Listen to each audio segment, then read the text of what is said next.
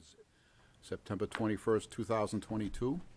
I'd like to read this into the record. In accordance with Mass General Law, Chapter 30A, Section 20, I'm advising all those in attendance this evening that this meeting is being recorded by the Town of Oxford. In addition to the Town of Oxford, Robert King is recording the meeting. Please stand and we'll pledge allegiance. I pledge allegiance to the flag of the United States of America and to the republic for which it stands, one nation, under God, indivisible, with liberty and justice for all. Thank you very much.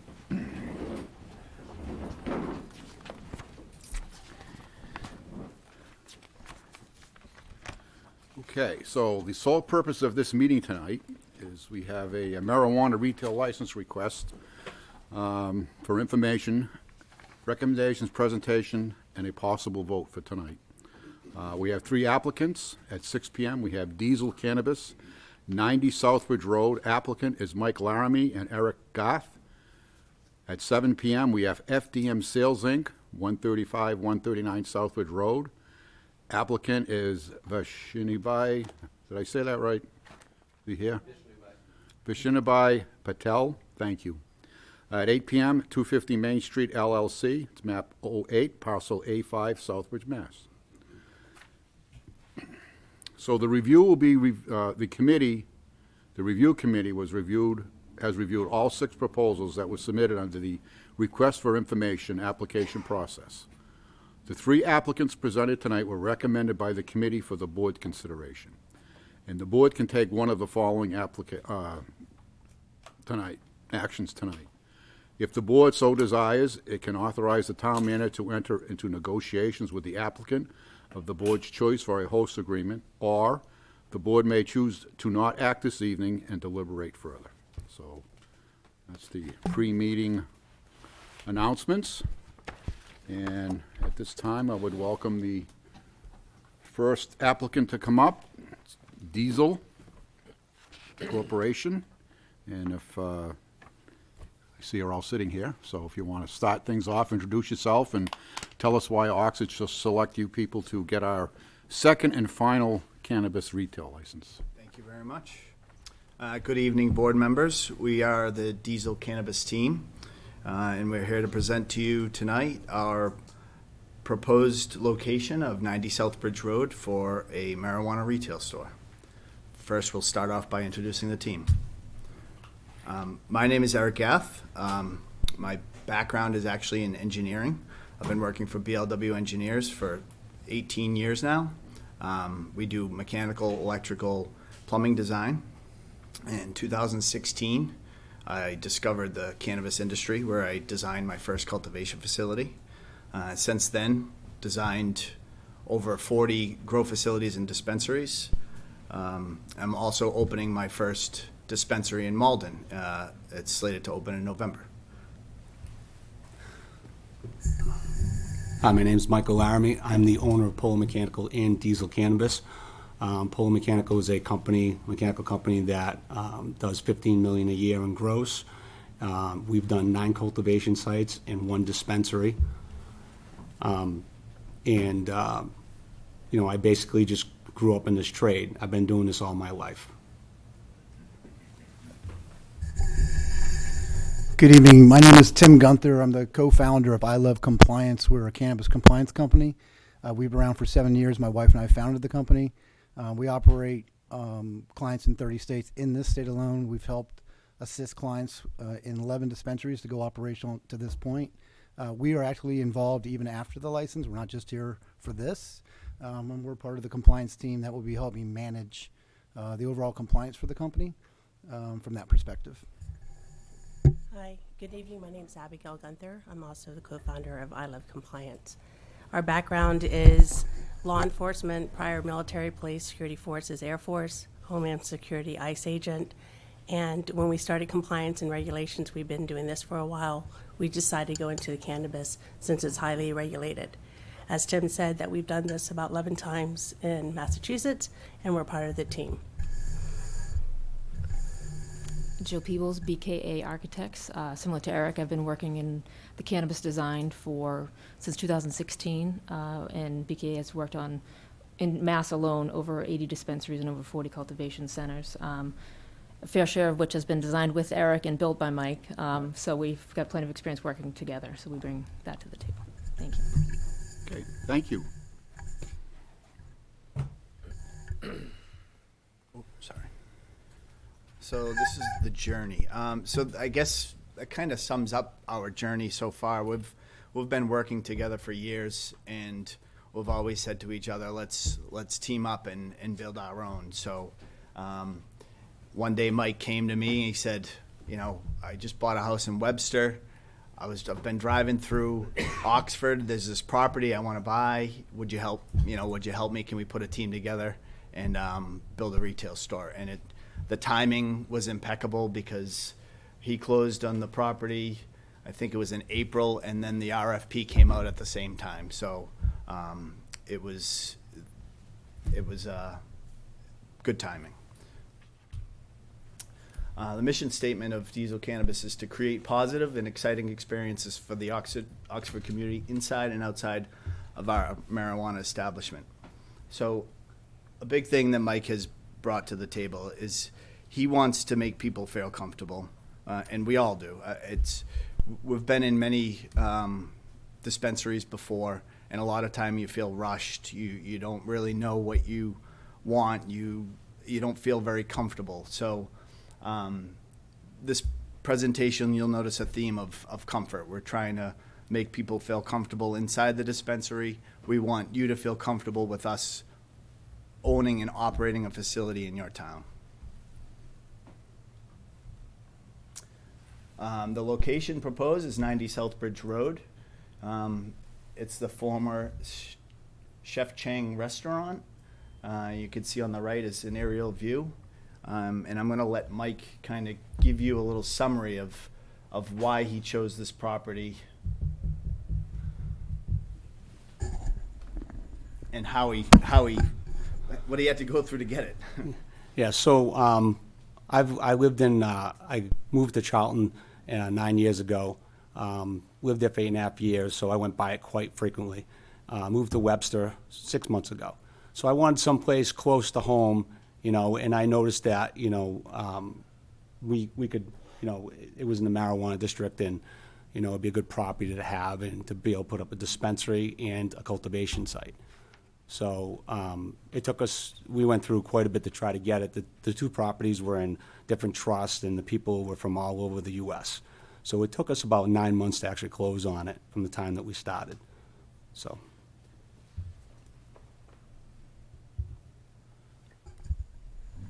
So the property is 90 to 92 Southbridge Road. You can see there on the right, it's actually a 3-acre property. The proposed building will be in the front, but we have plenty of space in the back for additional parking if we were to need it. We've also looked into opening a cultivation facility in the future. It's well situated in an industrial area. It's not a residential area. There's really no houses around. We're right by the mobile station, close proximity to highways, right on Route 20. Pretty busy road, so we think we would do pretty well as far as customers go. Can I just ask a quick question? Sure, absolutely. Is If anybody has questions throughout, just jump right in. Is Go right that parking lot where I see all those cars there yours as well? No, Okay, nope, just the United. red outline there. okay.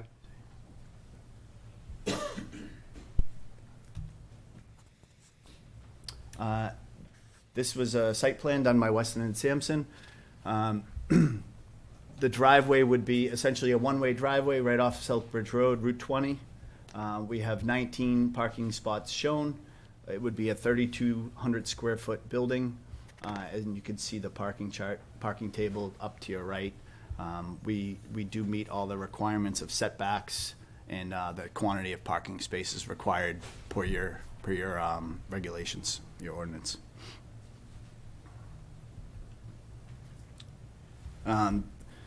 Funding and constructions. So we actually have $2.2 million to fund this project, self-funded.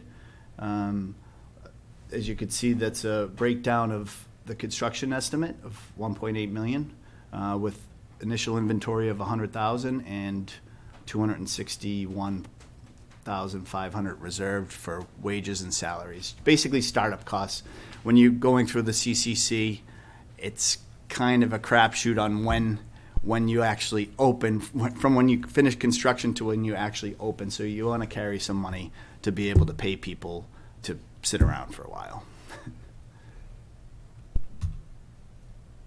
Some market assumptions. Like I said, with a proximity to the highway on a busy Route 20, at an average of $65 per customer and 272 customers per day, we're projecting about a little over $6 million in sales per year.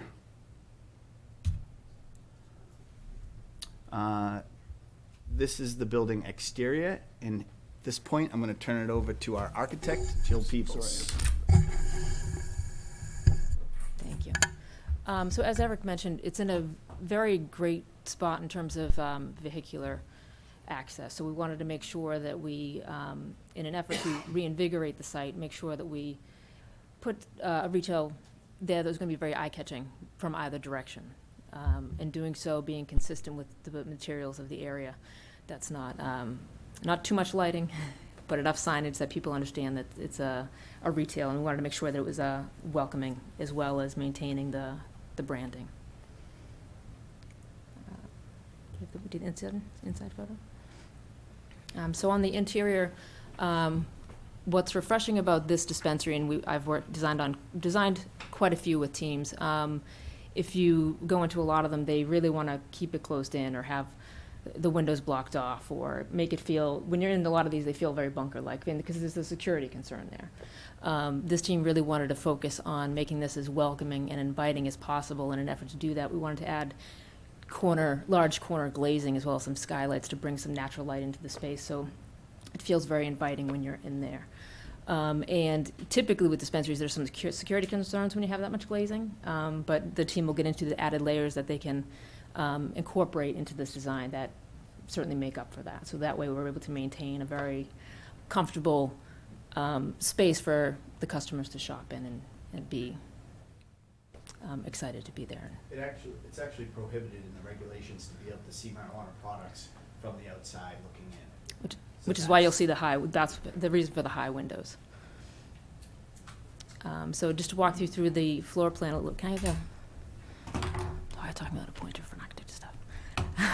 So as it's oriented, the street is up here, the parking is down here. So we wanted to make sure that we had the entrance off where the parking was, so that was safe for pedestrians, obviously, from getting from the parking lot to the entry.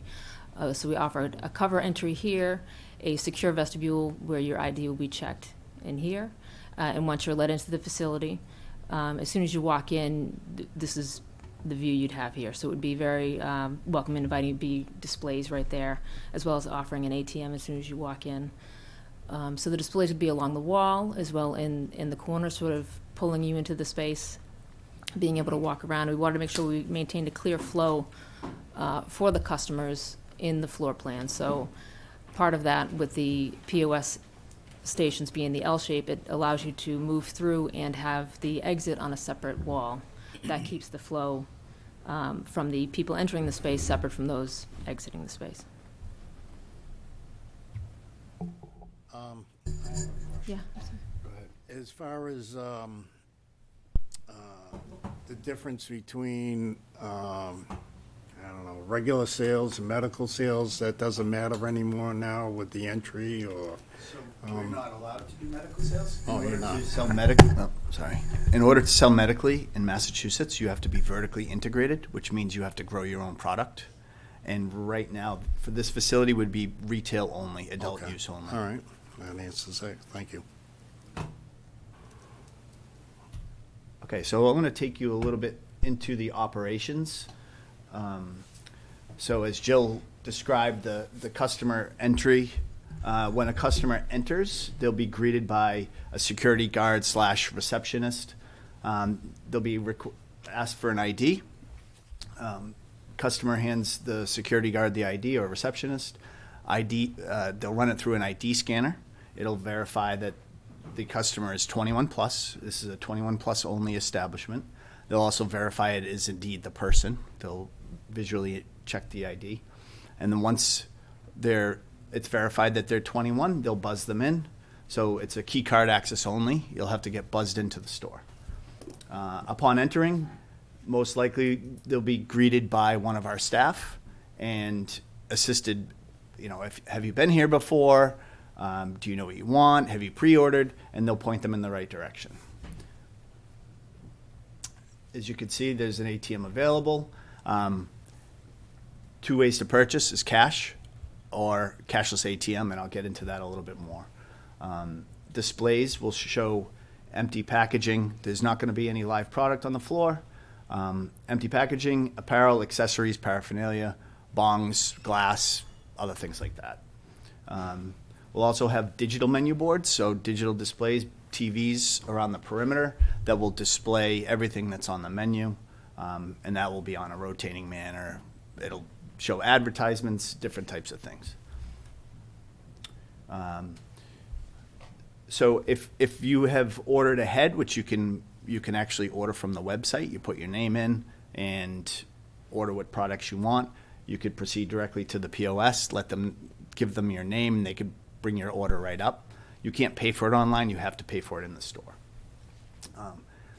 If you have not ordered, you have the opportunity to do so in one of the displays. We'll have iPads. You can actually place your order there and then proceed, or you could just go right up to the POS, talk to the guides, talk about the menu, and then place your order then. After the order is fulfilled, you then have to show your ID again before you can actually pay for it. Once you're ready to pay for it, you could pay cash or cashless ATM.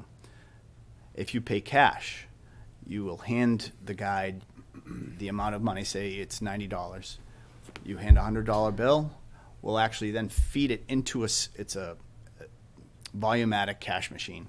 You put the money into the machine. It verifies that it's not counterfeit, counts the money, then it tells our guide how much change to give. If you choose to pay, so that reduces the amount of cash handling and how much we have to count at the end of the night because it's a heavy cash business. It's just a lot safer. The cashless ATM is essentially a debit card. So if it's a $90, they'll charge you $100. You type in your PIN, they'll give you $10 back. POS system. So the cash registers, depending on the software you use, there are different softwares, but they all have to integrate with the state seed-to-sale system, and that's called metric. Essentially what the metric system is seed-to-sale. It's pretty self-explanatory, but when a grow facility starts growing from seed, they have to tag them as soon as they're 8 inches tall. They have to tag every plant, and they will track it from the cultivator to the transporter and then into the store, and they will have a tag, and that is all monitored by the state.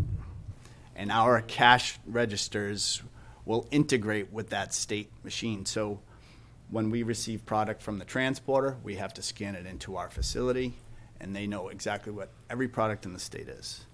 Kind of cool. Yeah, it's a lot of work. What else here? We got security monitoring. Oh, key card access throughout. Like I had mentioned, key card to get in. Basically, the dispensary floor is the only spot where the public is allowed. In order to get behind the POS, you need to have employee access card. And then the same thing to get back into the quarter behind, the shipping and receiving.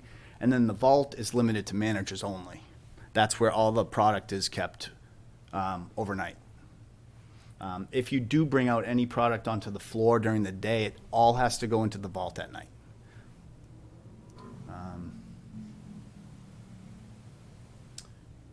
Any questions on this part? You have hours of operation, you think, when you'll be open? We haven't defined that. I would probably say 10 a.m. to 10 p.m., 7 days a week. Yeah. Okay. Thank you. I'm gonna turn it over to Tim and Abby to discuss security more in depth. So one of the things about this business, we tell clients all the time, It's not the marijuana or cannabis business. You're in the compliance business because of how much you have to track. So from a state perspective, with the clients we've had in Massachusetts and around the country, we're instituting the video surveillance, key card access, alarm system. They're all integrated. When Eric talks about key card access into the facility, it's really important because at any time the state's going to come in, if we have any inventory discrepancies, we have to report them within 24 hours. So we are auditing and doing those things, and we review video. Specifically from compliance and us assisting the team, it's just not one compliance person. So within our company, we have 7 team members that are actively monitoring the site remotely. So that it's not, we're doing quality checks as we go throughout the day. And if we do see an incident happen that maybe they're not following a process right, we do a teachable moment. We call down to the dispensary, talk to the GM or the manager, hey, this happened, and then we brief the teams the next day. Hey, we just got to remember we're in this business. Here's a process we need to follow. The camera systems will record as required for the 90 days required by the state. If the town chooses, and if the chief of police or the police department would like direct access into the cameras, we've offered that to every client with the towns we go into. We can give them an access where they can go in at any time if they want. That's up to the city if you guys need that access, because we have nothing to hide and we want you to have visibility. And the key card access is important because we have to be able to track in and out of the facility for every employee. So there's no piggybacking, which is typically I badge myself in and someone walks behind me. We have strict policies and procedures in place that we monitor that as well to make sure that's not happening. And the alarm system is direct access. The one thing about the design that's interesting when you have the windows and like that, you have motion detectors and glass break detectors all throughout the facility. So if something does happen in the facility, it's literally alerted right away. And that notification goes both to the alarm company, to the management team and compliance team almost instantaneously.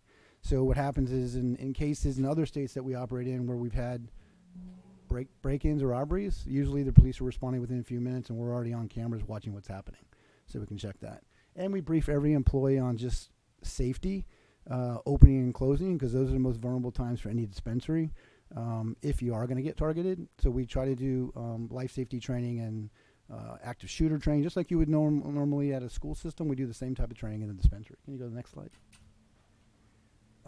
Operations and compliance.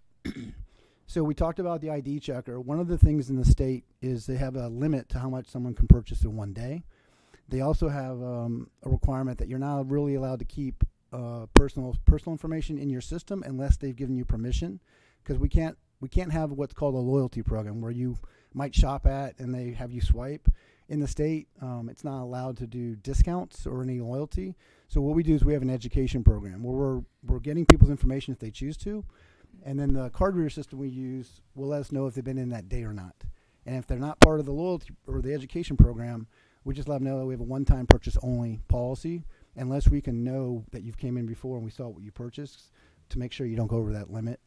The POS stations also, every POS, if someone's trying to buy more than what's allowed, actually it will stop you from moving forward, have an alert, let them know that they can't purchase. So we'll just educate the consumer as well.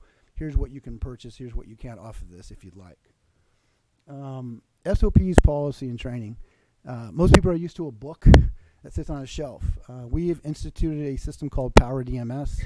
It's been around for 22 years. It's used in Massachusetts at many law enforcement agencies. It's a digital way to keep all policies, procedures, and training in the system, and all employees have access to that on their phones. Anytime the state does a regulatory change, we update the SOPs and push it out to the employees for a new signature, usually that day. Any kind of alerts that we need to do, if there's break-ins happening around the state, we'll pull those videos down and we'll actually put them in the system, push it out to the employees to be able to watch it just so they know what's happening. It's a really unique system because when the state comes in, they're going to ask you questions. Have you done your RVT training, which is required? We have all that tracked. Responsible vendor training, I apologize. So it's a state requirement. So we track all certificates. Any kind of licensing is tracked as well, so we don't miss on anything from that perspective. The cash management, Eric alluded to it. The Volumatic is a unique system that we've instituted at many dispensaries around the country. The reason we do it is because the minute it goes into the machine, once it's full, it gets serialized and bagged. We never open that bag again. We put that directly into the safe. When the cash pickup comes, which is through our armored pickup service and through the bank that we service, They come, pick the bags up, they go, so employees aren't touching cash ever again. What you have in a lot of dispensaries, they'll do cash management. At the end of the night, people are counting cash, trying to true up registers. It's both an administrative nightmare, but also allows employees to potentially, oh, wow, they're making so much money here, they're not going to miss this, right? So we kind of cap that off. And it's a very important system to use. The last part I will say is the on-site and remote monitoring. The state has requirements for many things on a monthly basis. Inventory once a month, security checks once a month that you're required to do. Within our operations, we actually have moved all that up so we can be more restrictive. So literally, inventory is probably the number one thing in diversion that you have to worry about within a dispensary. So having those reports, the metric reports, running those reports at night, seeing if anything didn't get sent up to the state properly, we're attacking that daily instead of monthly. Because I can't remember what I did 3 days ago, let alone 30 days ago. The other part is the remote monitoring from the I Love Compliance team is we're actually on the cameras. Team members will just spot check and watch what's going on. Again, it's more of an education to help educate. We call them guides. We don't call them bud tenders because that's not what they are. They're guiding the public to making choices of what they want to purchase. And that training piece is very important. And if people who are working for us don't have a lot of cannabis experience, that's fine. All within the document control system, we have a training program that goes beyond what the state does for education 101 on cannabis. Also all those things that are important, patient education, customer education. So when they come in, you have a new person that I'm interested, I've never known this. We take the time to kind of educate them. We have all that resource. That's it. That's a good segue into the education portion. So Diesel Cannabis plans to provide information to the public on substance abuse prevention, mass law that governs the recreational use of cannabis. We want to educate customers about the different cannabinoids, the cannabinoid system, different means of use, trying to go low and slow, start off with, small amounts before you really get into it. We also want to have different fundraiser events, community events, pop-ups where we'd, showcase different products and cultivators that we all have as clients. We want to be able to help them promote their companies, but also work with the town to be able to help local businesses and things like that, and do some charity events and be able to give back to the community. So that's a big part of our business plan, to be able to do things like that. So I think that concludes our presentation. So if you have any questions, we'd be happy to answer them for you. Okay, I'll open up to the board. Tim, we'll start with you if you have any questions or comments. So you said you have other businesses in multiple states. Currently, what's the average of the revenue that you're bringing in the year for that? You said 6.36 for this one projected. So I'll correct that. So I Love Compliance, the compliance company. We operate and manage compliance for other companies.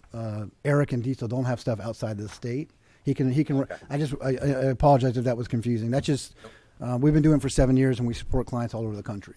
Okay, thank you. So so to clarify, we're all consultants basically, contractors, consultants. I own a store in Malden. We're opening in November. Other than that, we don't own any other facilities, so we're not a multi-state operator. Okay, thank you.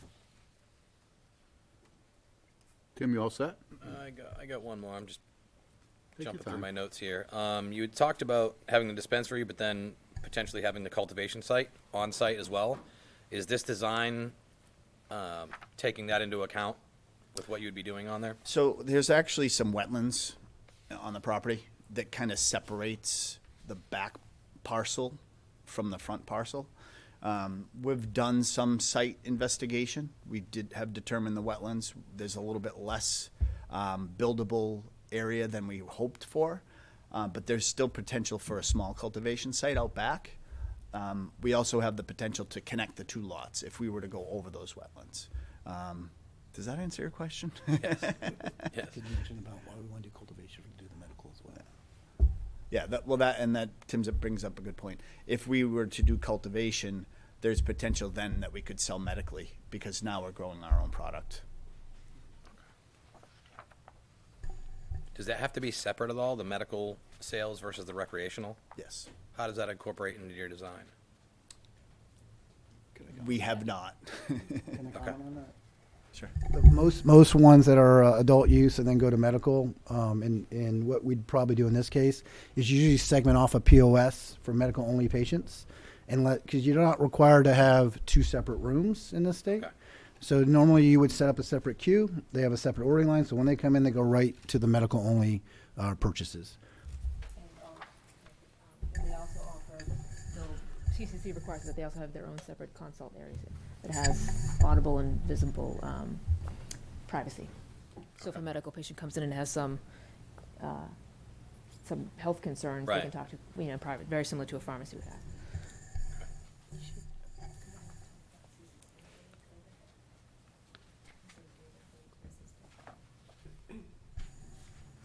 Any more questions? Can I jump on? I'm good anyway, so, Go ahead, Dennis. for now. That's fine. Well, he asked a question about how many other facilities, and you said you only have one other than Oxford, hopefully. I thought I heard you say you had 9 sites. Did I miss that So somehow? I said that we've done 9 cultivation sites, my company, Pole Mechanical. So Oh, I'm a your mechanical company. contractor. So we did all the mechanicals for it. Basically, we're a fancy HVAC company. We do commercial industrial. okay. If that helps you out, what a mechanical contractor is, it's basically just it's a commercial industrial HVAC guy. So we've done 9 cultivation sites and 1 dispensary. The installation of the HVAC. The installation of it, yes. Wanna Yeah, no, we make sure the don't, clarification we is don't own any of And I'll them. Right. clarify that again. That's us, consulting and contracting. We've helped 40 plus, 80 plus Got it. people build their facilities and license it, been through the process many times, and we said, let's do this. We already know how to do it. We can do it better than anybody else. Let's do it. So that's why we're here. Thank you, Tim. Robert? Yes, I apologize if this is answered in your packet because we just got this. As far as your expected revenue, how do you account for the local market as far as your competitors that could come online in the surrounding towns? I'm assuming you've kind of accounted for that. Is it just based on the population of the area? How do you do market analysis? This one's a tough one because there are 4 dispensaries around us already. But the proximity to the highways, and we've kind of done some due diligence to figure out what those stores are doing, and they're doing pretty well. So we just figured if we take a little piece of each one of them when we open, that we'll be able to hit those numbers. Another big aspect is stores are opening around the state. There's some areas that they're not opening very fast, some opening quicker than others. So when stores first opened, say Netta and Cultivate, those stores did 50, 60 million a year. Now there's 150 stores that are up and running. People their revenue has decreased, but people are actually more apt to go into stores now. So people are spending more money. There's more users coming up because the stigma is going down. So it's kind of like your revenue is going to go down, but then it's going to come back up. So that's what we're accounting for. And like I said, the proximity to the highways and the business that the share of business that we can take. The population of Oxford is very small. So we did take that into consideration, the amount of business we would get from Oxford residents, but that's a small portion of the business. No, go ahead. Oh, no, go ahead. So back to the cultivation site too. If you get to do that, do you have any type of numbers associated with that, what that could bring in as well? We have not got that far yet.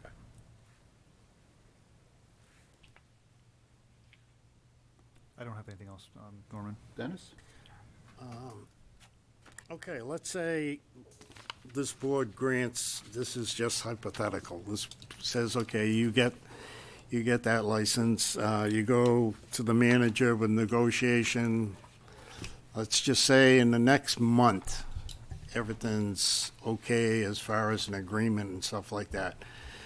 When do you think you might open? Mike's already got the excavator running in his backyard. He's chomping at the bit to break ground. He owns the property. has the money.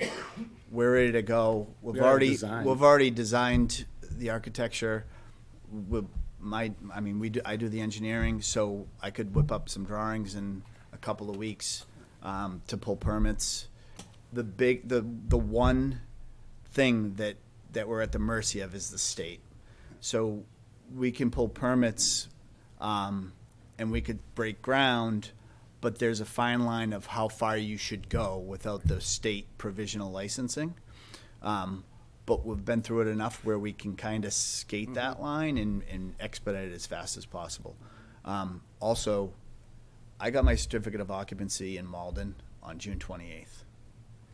We still haven't gone to the meeting. We're hoping to be on the meeting October 15th. So that gives you an idea of how slow the state is right now. But there's been a big rush this summer of potential dispensaries opening, hoping by the time we get built out, that will have subsided. If the stars align, we could be open this time next year. Yeah. Because we're not going to be the ones that hold it up. It's going to be the state. And we're not looking to just grab a license and go, and sell it off. Like, we're here to stay. This is what we do, and this is what we've always wanted to do. And you can see that we prepared. We're ready to hit the ground running. So. The reason I asked that question is I was the only board member the last time this license came up, and we were razzled and dazzled, and I gotta admit, you did a pretty good job today, razzling and dazzling. And instead of going with a local company, we decided to go with that company. And the site they had, we won't talk about that too much, but it went round and round and round. Now it's like 3 years later, and they backed out. So that to me is a big factor in my decision tonight, if we make a decision, because I'm looking at the fact that we do have a facility here in town, and the town has benefited very well. That facility has done very well with local organizations as far as fundraising. They have been very, very good to different organizations in the town. And again, like I said, the town has benefited, and that's what we're looking for. I've said this from day one, because when this first came up, people will always say, well, why are we getting involved? And it's because it's happening, and as we can see, everybody's getting involved because it's a moneymaker, And so, as a member of this board, I'm looking at what the town gets out of it, And what are you doing for the town? That's going to be a big factor in my decision. So, that was the reason I asked that question. I thank you. No, well, just so you know, I'm born and raised in Tewksbury, Mass. I live in Chelmsford now, so we're from Massachusetts. I'm not from this area. Mike grew up in Millbury? Grew up in Millbury. Charlton, Webster. So he's from this area. Right. And like I said, we're ready to go. We're ready to build.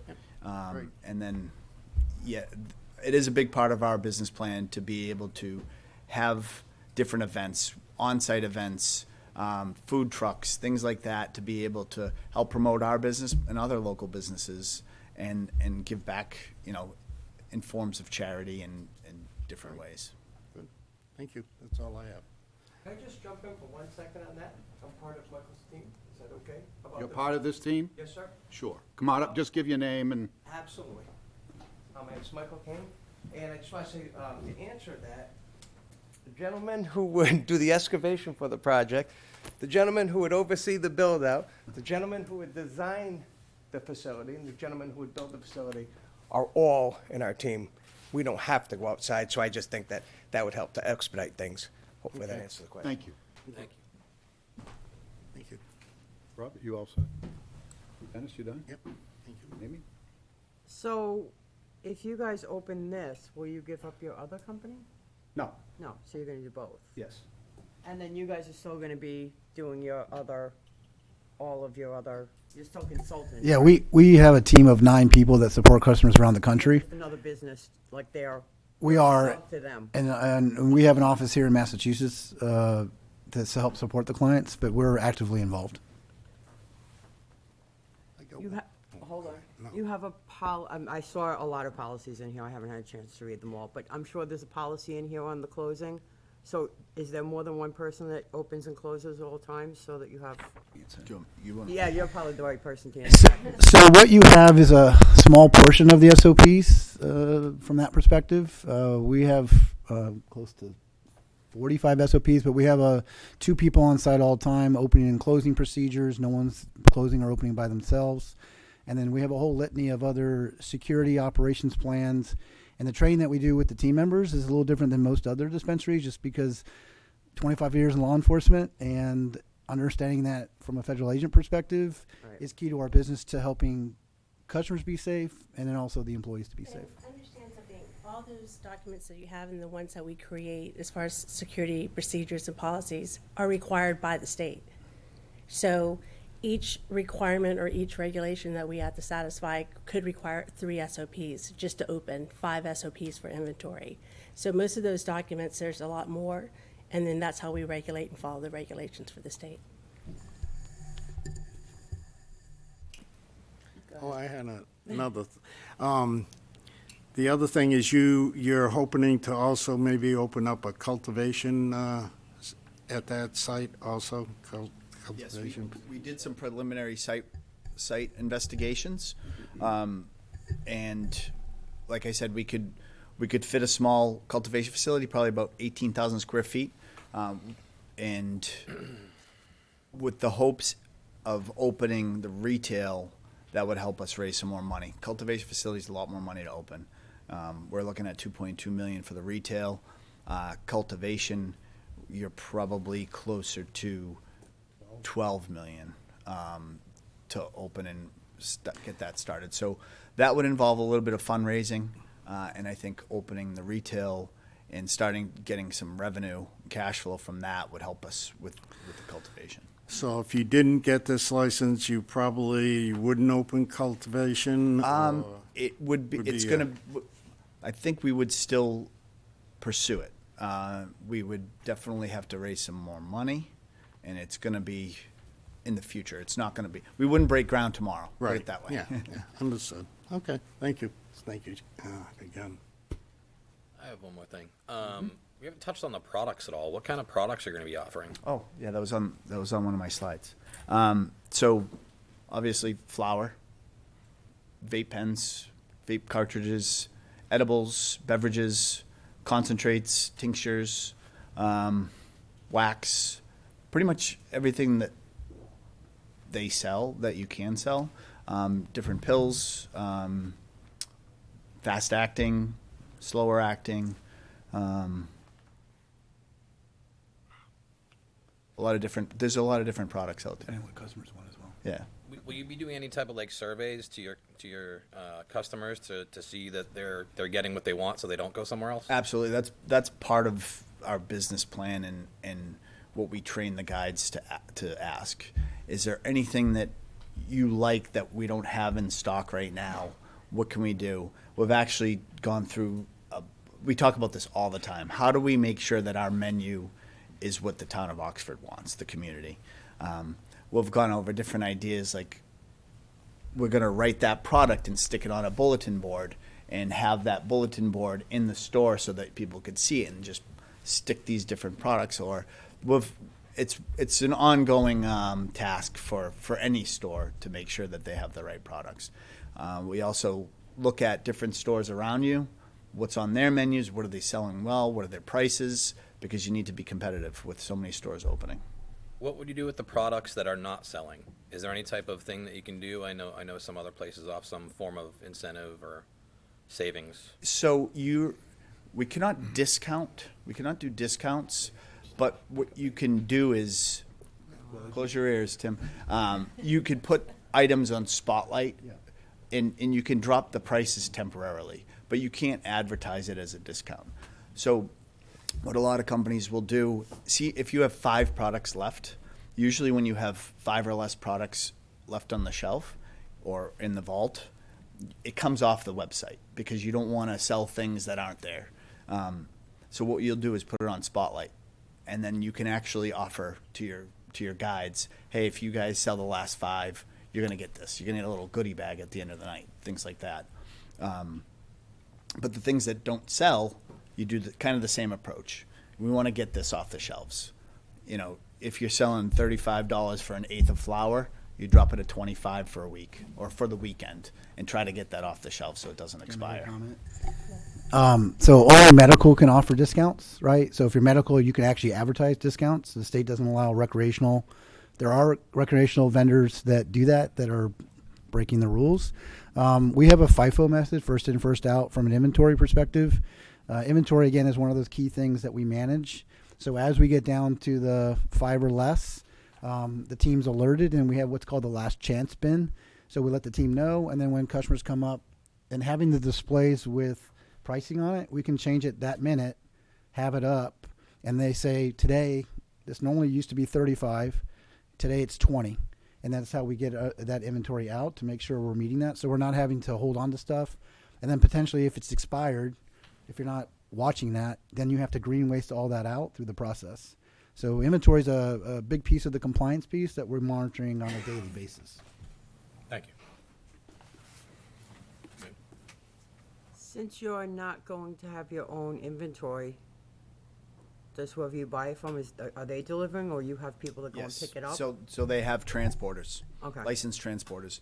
A lot of cultivators will actually have their own extraction and manufacturing on site, and then they'll hire the transporter to deliver it to the site. And at that point, the transporter comes into the store, brings the product. We check the manifest, count it, weigh it, make sure everything is exactly what says on the manifest, and then we bring it into the store and put it in the metric system. But we do not, we will not be doing any transporting or delivery out of this location. I have a couple of questions. I want to confirm a couple of things. So you currently own the property? They do. It's not a purchase and sale or anything. You guys own the property, and you're ready to go in that respect? Yes, we own the property. Okay, 'cause that was 100%. an issue, I think, at a previous one. You're fully funded? You're not gonna be going through a bank? You have your own, you have enough money to complete the project and get it open and get it started? Yes. Okay. You talked about parking, and this is not up to us, it's up to the planning board. But in the beginning, we know that all these places had parking issues. And you've got 19 spaces. You mentioned that you do have additional land for more parking, if that was something the planning board would ask for. Do you know roughly how many more parking spaces you could get? I actually have a plan showing it. I believe we had about 24 more spaces. Okay, so there's room. That's with the 18,000 square foot building as well. Okay, that's good. I mean, again, it's not up to us to do that, but Right. I'm just letting you know ahead of time, that may or may not be a problem. That's something that they've looked at in the past. We want to be flexible. Okay, If that's that's something good. that they want to see, 25 spots or 30 spots, would be happy to. Good. All right, well, that's put good that to in know our that you have budget. that flexibility. You've probably already done this, but have you met with the police department knowing what they would expect? Or are you that far in the process yet? We have not met with your police department yet. Okay. All right, that's fine. I have no other questions. I have one other one. Sure. If you were not able to, suppose 10 years down the road or 5 years, whatever it is, the town does not allow you to do the grow facility, would that deter you from keeping the retail facility open? No, not at all. At this point, the retail is our priority. Okay. Can I make a comment? Yes, you Mr. can. LeBlanc, Sure. your question about the police department. So normally when we go through the process, and if we're fortunate enough to be awarded that, we have a whole security plan that we share with the police department, and then we talk to them about their concerns. And what we've done at the other facility in Malden, we met the chief of police. We've offered to them if they want to train their cadets on because what happens is a lot of law enforcement is not trained on that. Our company actually presents at IACP, the Chiefs of Police Conference. Okay. We had about 1,000 police chiefs where we just do a marijuana madness presentation, but just to educate them on the industry and not to make sure that they have our full support. And then with active shooter, with break-ins and all that, we're very cognizant of that and want to be in touch with the police and talk about if there's anything happening in the community, and then getting that word out to our employees, and then working hand in hand with the police department. Excellent, thank you. Also, Mr. Levant, Yeah. the CCC requires the fire chief and the chief of police to enter your facility prior to opening. Okay. They actually, one of their questions, they asked when they came and who came to site. Excellent. And that'll be part of the permitting process anyway. For you to get occupancy, you have to get approval for all of them. I asked about the police because I was on the tech review board when this first one went through, and there was some issue, not an issue, but some concern about transporting, I think Tim or Dennis brought this up, transporting it from the growing facility to the, and they even offered to pay, I think to pay the town to have a police escort from, and again, so you'll work things, they didn't want one, by the way. Yeah, in Malden, we met with the police chief, walked him through the facility. He was very impressed. We're more secure than a bank, basically. So. Okay. All right, that's it for me, thank you. Guys, any other questions, comments? Go ahead, Rob. Sorry, just one last one. No, go ahead. So your Malden facility, that's not actually operating yet, Not yet. correct? In 3 years. Is that its own separate commercial entity? So there's not going to be like kind of funding Correct. that goes back and the forth? name is Misty Mountain Shop LLC. It's a separate company altogether. I only ask Separate because, ownership as well. through you, Mr. Chairman, I only ask because you had mentioned hoping to have retail sales fund the potential cultivation down the road. And I was wondering if there was a potential for an interaction between your other business, if revenue could fund that in this location, if that's not really possible. No plans to do so, but depending on how we structure our ownership, if it ends up I make enough money from that store, then we just have to work that out between the two of us. I understand. Thank you. Well, listen, I think we're all set. Thank you very much for your presentation. Thank you for this. This is impressive. Yeah, you did a good job, and we appreciate your time, and We Good luck. appreciate your time. Thank you very much. thank you for coming in. No, that was. Yes, we will take, how about 10 minutes, guys? That work? We'll take a 10-minute recess to 7 o'clock so the next group can come in and set up for their presentation.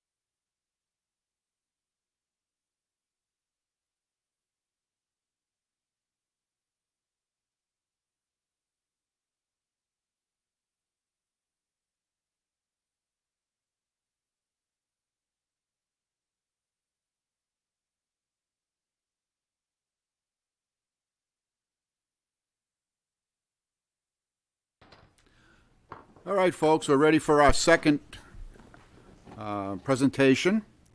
The name of the company is, it says Sales Inc., 135, 139 Southbridge Road. The applicant is Mr. Patel. How's that? Yes. See how I got around that? Welcome, guys. We look forward to your presentation tonight. And if you can tell us why we should pick you guys, we would appreciate it. So the floor is yours. Thank you very much. My name's Chris Ryan, and I'm an attorney out of Blackstone, and I'm a consultant for all the businesses that the Patel family owns, okay? My office is very experienced in zoning, planning, government regulations. We've worked with multiple cannabis companies since the legalization of cannabis in this state. I have a few people with me tonight. We didn't have enough chairs, so we're going to kind of go a few at a time. I have Victor Patel. His wife Raker is in the back here. Together they've worked very hard to make a better life for themselves here in Massachusetts. The name of the company is FDM Sales Inc. FDM submitted an RFI to you, hoping to build a 6,000 square foot cannabis facility here in Oxford. If you choose FDM, the dispensary would be located on the corner of Route 20 and Leicester Street. It's the old Mardi Gras, I think they call it, at one point in time. It's a 2-acre parcel. The Patel family already purchased this property, so they own the land at this point in time, and they're working with MassDOT. As you know, that intersection is being all redone over there with MassDOT. The Patel family thinks this particular location is the absolute best choice for a cannabis facility. That location gives people that are driving in cars both east and west access easily, with the brand-new intersection that's going in with the new street lights and everything, the widening of the road and so forth. That's going to be a very safe intersection for people coming both east and west, which is great. We hope you agree with us and ultimately choose FDM Sales. So what I'll be doing tonight is I'll be kind of like a master of ceremonies. I'll be introducing different people to you. Probably the easiest way to do it, then the 8 of us sit up here. So anyway, my first speaker will be Victor Patel, who is the president of FDM. Go ahead, Thank Victor. you. Good evening, everyone. My name is Vishnu Patel, and I came from India on 1999 for better life for my family and education for my children. I have 1 boy and 1 daughter, and I have 5 years grandson also.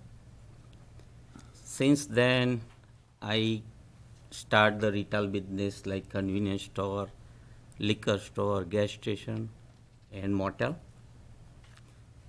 Since then, open these new industries. I and my son like to jump in on a new industries. So we open our first business in a Blackstone, Mass, as a DDM Sales Inc. in 2021, and we are really doing very well over there. I have great team, including my attorney Chris Ryan, and I have 2 general manager, the Diana and Andrew. So I believe in my team. I really invest money in my team and the town. Then second business I start to doing in a Mendon, Mass. And this project is already close to done, and we have projection to start business in a December in a Mendon, Mass. Then we are thinking about to open our 3rd dispensary, and we like to go in a town of the Oxford. So I like to ask you, please approve and choose the FDM Sales Inc. Thank you and good evening. Thank you, Victor. Thank you. Thank you, Victor.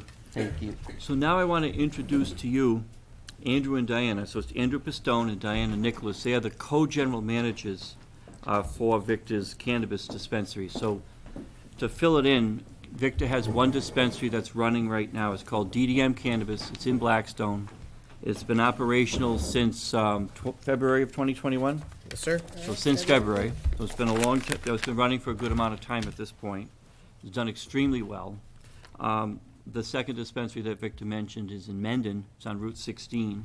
That's under construction right now, and that's slated to be finished by December, and we're hoping that we can get it open. And as you've heard before, it's really a function of how fast will CCC let us go, because we can get there blazing fast. Anyway, here's Andrew Pistone and Diana Nicholas. Yes, go ahead. If I may. So, I correct in understanding that if you get this license, this would be a third facility? Okay. Yes. Thank you. All right. Thank you. Thank you, Boardman. My name's Andrew Pistone. I started in cannabis at 18 years old, fresh out of high school, needed a job, kind of took a run with it. I started as a receptionist in San Fernando Valley, California. Worked in California for 10 years. I started as a receptionist, made it all the way to a regional manager of a cultivation, 3 separate storefronts, all in San Fernando Valley. I decided it was time for me to look for a bigger challenge in the cannabis industry, to get into a market that was immature at the time compared to what I'm used to. I've grown up around cannabis dispensaries my entire life. So Massachusetts opening was a huge reason for me coming here. I vacationed here every year, and I now own a house in Bellingham. I got recruited by DDM with Chris and Victor. Within 3 weeks of that Zoom call, I understood Victor's vision. I thought I was the person to be able to facilitate that and put my mark and our mark on the state of Massachusetts in a positive way. 3 weeks after that interview, I drove across the country with all my stuff, my fiance, my dog, and we were New England residents up in Massachusetts. Within the first month of starting, we immediately made a positive impact on the community. We had online Zoom job interviews. During the pandemic, obviously, we weren't doing in-person things at the time. We gave Blackstone residents, specifically Blackstone residents, first priority on hiring. We wanted to give that money that we're giving the town also back to its residents. We've done donations to local food pantries, not required by the CCC, gifting Christmas gifts to the less fortunate, volunteering our time and our employees' time, community park cleanups, anything we can do to help anybody in need, even local businesses. We created an internship program. So if you're not ready to join the cannabis industry or just want to get a feel for it, if you live in an area or you know someone or are someone that's negatively affected by the war on drugs, we give them a platform to get credentialed by the CCC, come work for us, and then when they have the opportunity to be hired, if they so choose, and if they're a right fit for our company, after about a 6-month internship. We also throw employee parties. We take our relationships with our employees very, very seriously. Massachusetts is very, very notorious for a high turnover rate and just general bad situations for employees. We listen to all of our employees. We take everything they say seriously. They are on the same rung of the ladder as me and Diana, and we are created as such. When we do have these parties, events, anything just to bond with our employees, it's sponsored by local businesses. It's catered by local businesses. We don't want to be putting money out of the town of Blackstone, where we're currently operating. I know it's hard to boast about personal achievements, and we're segueing into Diana, and I know she's not good at talking about herself, so I'll kind of go over some things. We decided to split the general manager role between the two of us. Her strengths are my weaknesses. Her weaknesses are my strengths. Immediately, there was synergy between us and what we offered. We had the same vision. We know how we can execute it, and we've done very well for ourselves in Blackstone and putting our name out there and just having a general positive impact on the community. After dealing with other inventory managers and procurement managers for 12 years, Diana was nothing like them. They don't come to a fraction of what she does. The absolute minimum that you have to do is, which obviously the CCC requires, Diana goes above and beyond. Her job is 50 hours a day of making sure that vault is absolutely spotless. She breaks down things into smaller packages, easier to count, auditing multiple times a day, not just the once a month. It's very meticulous. She is an absolute gem to the organization. The most important aspect of a dispensary, I'm sure, as you know, is keeping track of product. Any compliance issue that you can have is generally going to happen in there. Obviously, you'll have the bad IDs, stuff like that, but where it really, really counts is that vault, and it has to be top shape at all time. Chain is only as strong as the weakest link that Diana and I have created, and I believe through educational training and setting clear expectations of our employees and what we want from them have made us the strongest workforce that I've been a part of in my 12 years. I've been able to run successful dispensaries my whole life. I've had 0 compliance violations on any of them throughout 12 years, multiple state inspections. Anything that can possibly happen, I've seen it all. I believe with Diana's and I's leadership, with the ability of me being able to adapt from California to Massachusetts regulations, it's very, very different. A quick pickup and be able to operate in a legal and compassionate way for our customers and for the town. If granted the opportunity to operate in Oxford, I generally believe we can make this town an even tighter knit community through the resources we would make available not only to the town but its residents. We hope for the ability to not just operate in town and be a long-term partner with you guys, but for you to join the family that we've created in all of our locations. Thank you. My turn. Hi, I'm Diana Nicholas. I started off my inventory journey actually on Newbury Street in Boston. I worked for a few high-end retailers for about a decade combined. And unfortunately, during that time, I suffered from a traumatic brain injury. I was hit by a car, and I had a very long road to recovery. But within that, I discovered cannabis and the benefits of the therapeutic benefits that it provides. So once that recovery happened and I was back on my feet, I felt it was a necessity for my career to take a different trajectory, and went with cannabis so that I could provide that aid to others also with varying ailments. And I was actually lucky enough to start with Curaleaf, not in Oxford, but I started at the Hanover Medical Facility. So I really was able to connect with people that were my grandmother's age who had no clue about cannabis and really wanted to try something different because they couldn't find anything that was working for their ailments at the time. So thankfully, they taught me a ton of stuff about compliance, about compassion within the industry. It was an awesome opportunity. I was lucky enough to be headed into moving into Rhode Island, and we are very much on the border of Rhode Island where Blackstone is. If you look at it, we're about this close. So I've never worked a place where I live 5 minutes away, and oh my gosh, that's a blessing for sure. So I've been enjoying that about working for DDM. But within that, I was able to take this opportunity to use my skills from my previous jobs where I was able to create rapport with clients, because I was doing sales, I was doing inventory management, and all combined, it taught me a lot. So with that, I've been able to create lasting relationships with wholesale accounts. And with that, I've been really trying to focus on small business to small business. We're tiny. I've never worked for such a small company. I've never been able to talk to my boss, and I can just go across the hall and say, hey to Victor, make sure everything's doing good if he has any requests. So that's been a nice aspect about this particular job. With that, maintaining these relationships, I've been able to create opportunities to purchase, because I'm also the purchaser, purchase items and give those great prices to our communities. We want everyone to feel welcome in our shop, and that could be anybody that has $10 in their pocket to $5,000 in their pocket. It doesn't matter to me because cannabis is for everybody. And that's pretty much what I do. I live in a little box in that vault and make sure everything is tight. We audit twice a day, as Andy said, to really make sure we are compliant at all times. We've had an inspection. Our last inspection was in December, I believe. Yep. And it went very well with the CCC. We had no issues, and we were very fortunate. So we try to keep up that same level of professionalism.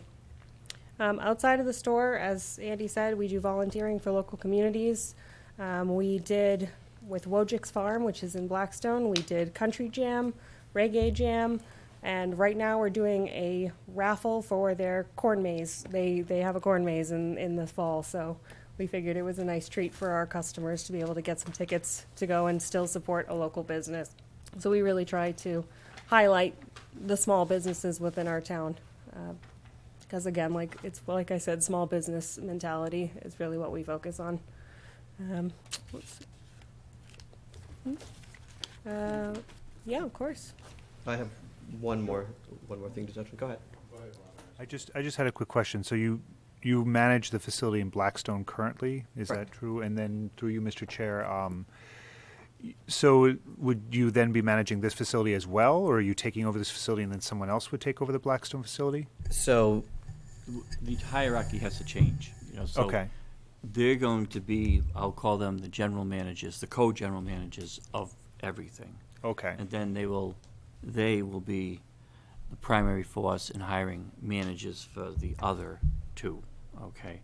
Okay, Because thank that's you how for it's that gonna- clarity. Yeah. Now, this store in particular, if you're nice enough to give us the opportunity, this will be, you can see here, this is a rendering of it, okay? This will be about 6,000 square feet. The Blackstone store is 4,000 square feet, and the Mendon is 3,800 square feet. So this one actually will end up being Victor's, we call it a flagship store. Has a lot more room for offices and so forth.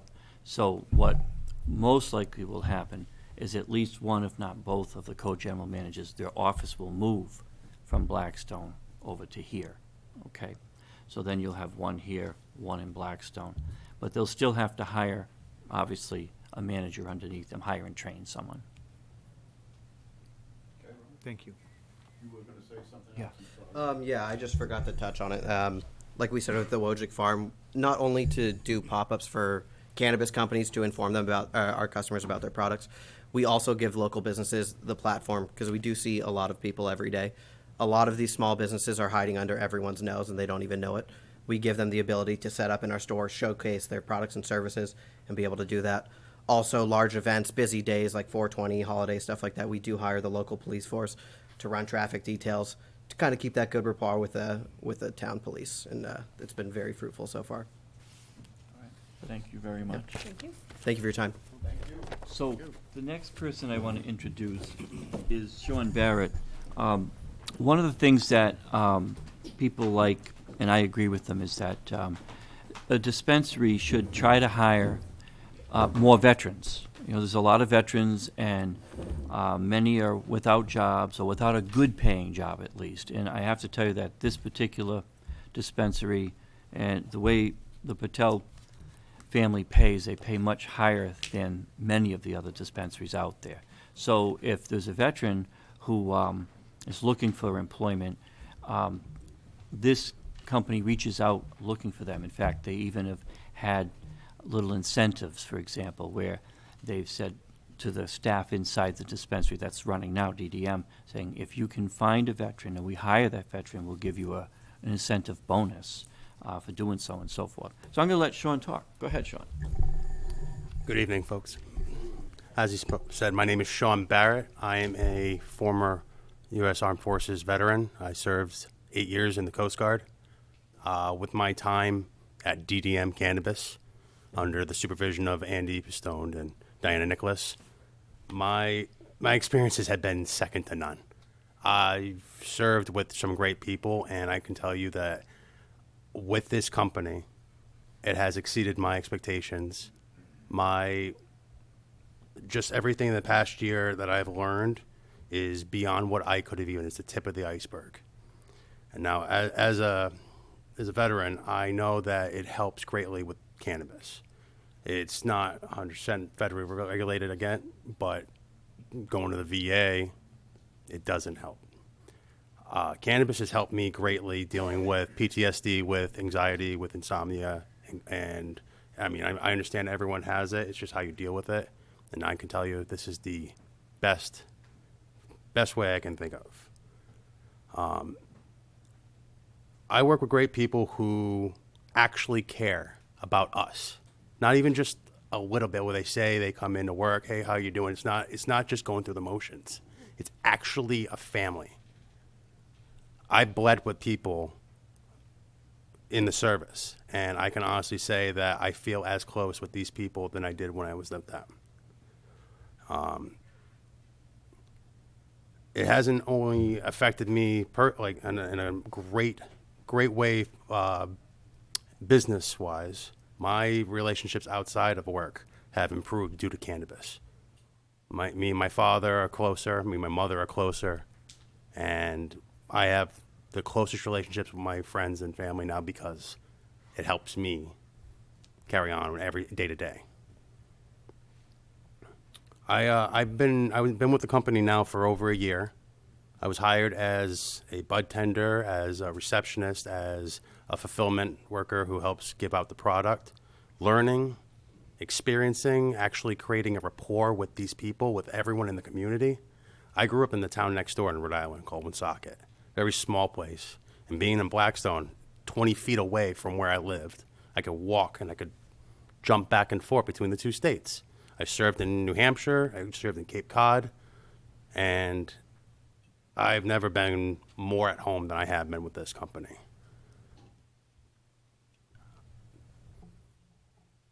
Now, I recently was married, and my wife is not a cannabis user, but she has been with me for the last 4 years, and she believes in this company and what they've done for me and what they've done for my family. And going forward, I intend to stay with this company through the end. Thank you. Thank you. Thank you. Thank you very much. Thank you, sir. Thank you for your service. Thank you very much. So next, we have Bob Keefe. Bob, I'll let him introduce himself because he's a great guy. Come on down. I've known Bob since he was my principal in school, but that's beside. You don't have to tell us about him tonight. I will not. I'll reserve that for later. Obviously, I'm a senior citizen. I am 81 years old. Look great. I have been a resident of Blackstone for 52 years. I spent a good deal of my work life in teaching and administrative roles in the Blackstone-Millville Regional School District. My academic background is mathematics and organizational operations. I began my employment with the opening of DDM in early February of 2021. Chris actually, at a public meeting concerning the opening of the facility, actually invited me to apply for a position. I did so. I went through all of the rigor of the investigatory CCC and completed intensive on-site training in the operation of this new business to Massachusetts. My experience and my background led me very early to conclude that I had not made a mistake involving myself with DDM cannabis. Both training and experience have taught me that the best companies have a certain common element, and one of the first that you will recognize is that they have a clear purpose for being. They state that purpose to their employees and reinforce that statement on a regular basis. And I think I can say that DDM Cannabis is interested in providing a safe environment for the community and for its workers and for its customers, and a welcoming environment. For me personally, I get to work with really nice people who in some cases are 2.5 generations younger than me. But that takes me to another area of benefit for me, and that's cross-generational contact. One of the things I think is happening in this country is that we are separating out in a lot of different ways. And one of those ways is by age bracket. So I gather energy, from a personal point of view, I gather energy from working with younger people. And I think my presence in reception, because that's where I operate in reception security, is comforting to some of our more mature customers who come in. When they see this face, they think, well, it can't be all that bad. One more note, one more advantage that I have is I would not worry if gas prices went to $25 a gallon. The reason being, I have the shortest commute in the world. I live next door to the facility. Does anyone have any questions that they might want to ask? It's a credit to our generation. Thank you, sir. Thank you, Bob. I Okay, appreciate it. thanks. Excuse Hold me. on, we got a question. Sure. Does it bother you that you live next door to the facility? You know, I just asked that kind of funny because a lot of people would. The evolution of the building has gone from initially being a liquor store to a religious card store to an overhead garage door facility and to DDM. All of them have been good neighbors. So I live, the area where I live and where DDM is operating is a mixed residential commercial area. It abuts a very large plaza, Stop and Shop Plaza. So, no, they have been good neighbors, all of them. So, Does it smell? A lot of people say it smells. well, I don't want to, just let me make an observation about that. It is my understanding that by law, cannabis cannot be consumed on the premises. So I think this might be kind of an urban legend that you have a facility, cannabis facility, and of course there is a cannabis odor. I would say no.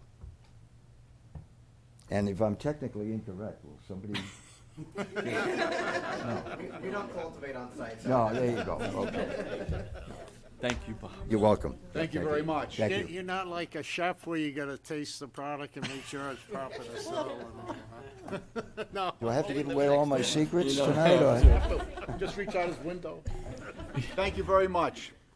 So Bob came because we did want to demonstrate to you that the Patels, they look to hire senior citizens. And he's right. I did ask him to come and join DDM. You have senior citizen groups here in Oxford. So one of the goals is there's a goal to hire veterans. There's a goal to hire as many women as we can. There's a goal to hire people with different types of disabilities. There's also a goal to hire senior citizens. And when we're able to do that, we want to, because it's important. So you have senior citizen centers, you have housing for the elderly. We actually go out and look for those people and say, hey, is anyone interested? And as you know, many senior citizens, they may not want to work full-time, but part-time work is available for them. So that's something I just wanted to demonstrate with Bob Keefe, who cracks me up anyway. He's a comedian, but doesn't know it. Okay, next, we have a design build team here, security. We brought all those people too. More or less, the security for any marijuana dispensary is super high, more than bank security. We all know that. And I'll let them talk more about it between what we're talking about, what we'd like to build on this site, and also what the security for that type of building would be. So Andrew Mastis and Paul Veruto. Hello, good evening. Good evening, guys. I'll stand up, Paul. Yeah, you I'm can gonna do that. That's flip some stuff. My name's Andrew Matheson. I'm the president and founder of MC Andrews. We're a general might need contractor, help. obviously. A different approach here, which I'll get into a little bit afterwards.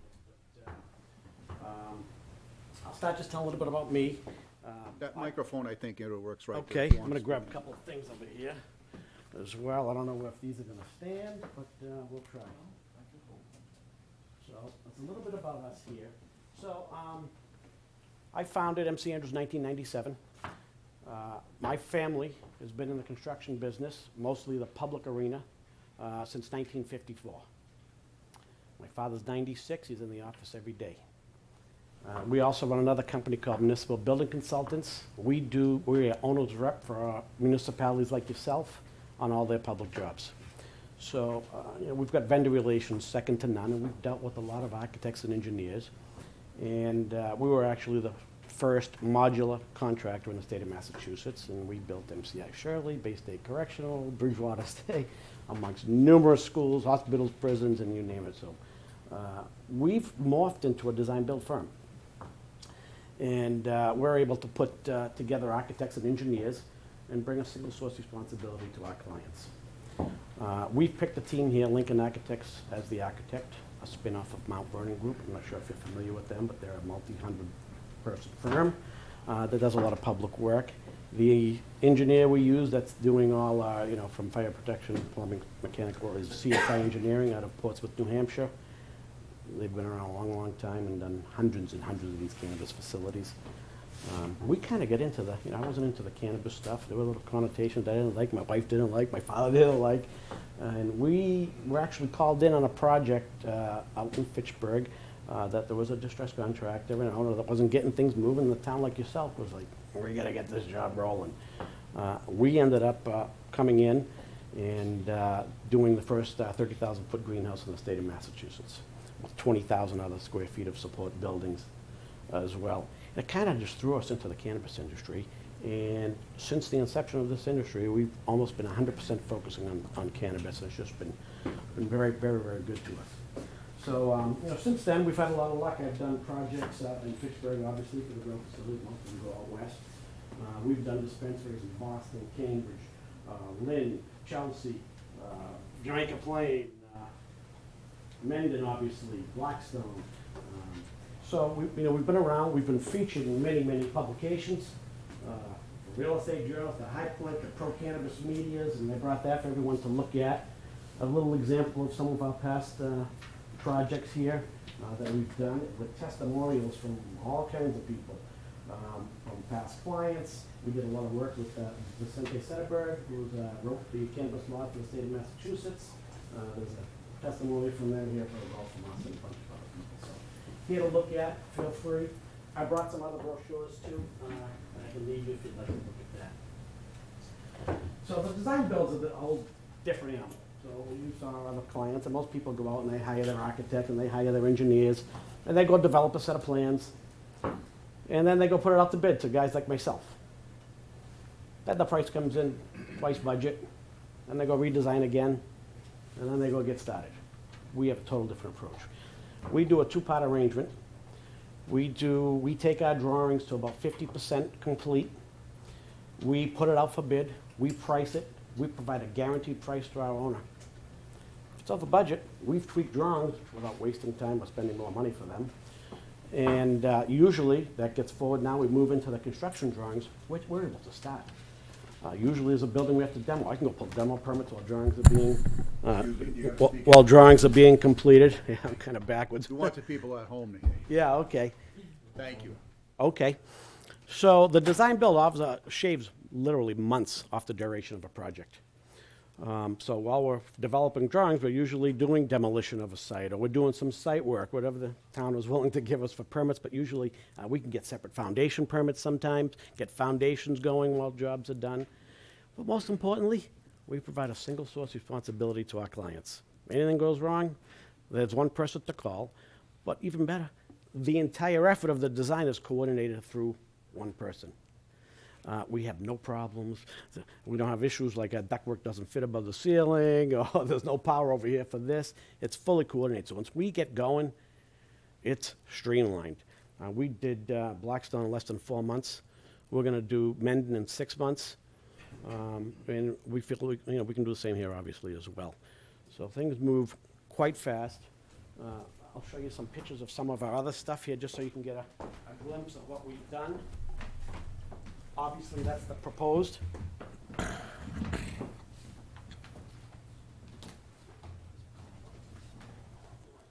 This is DDM and Blackstone. It was a converted overhead door company. Totally gutted the place and renovated it. And that's the entrance at the grand opening. Mendon, quite a bit more complex. Mendon is on a state highway. We are dealing with Mass DOT. MC Andrews is approved vendor already with the Mass DOT, and we're intimately familiar with their operations, their SHAPS program, and they do everything online. So we're dealing with them quite a bit. I deal with them for my entire life, pretty much. We do a lot of stuff for the state. So what makes that well is that they already are an approved vendor with DOT. And of course, this property that the Victor already owns, they have to deal with DOT for that because of the intersection. They rebuilt Blackstone, they're building Mendon. The speed is amazing, because I have other cannabis clients besides here, but I am their consultants. But the point is that the speed's amazing, so that's something a municipality wants to look at. How fast can I build this? I'm sorry. No, go ahead. Or, so how fast can I get this thing done? Because if I'm a municipality, I'd like to see that dispensary open as soon as possible. So, once we're allowed to get moving, in other words, get through the whole screened agreement, go through planning board here, all that, they can get started super fast. And because he's a design build, it gets done real quick. So here's Mendon, as you can see. This is a picture taken a couple of weeks ago. It's just moving. Really, once they started, we're it's like paving next week. Yeah, they're paving the whole parking lot. They don't move, they don't fool around. That's a question with this site, is that with the Route 20 project, coordinating that.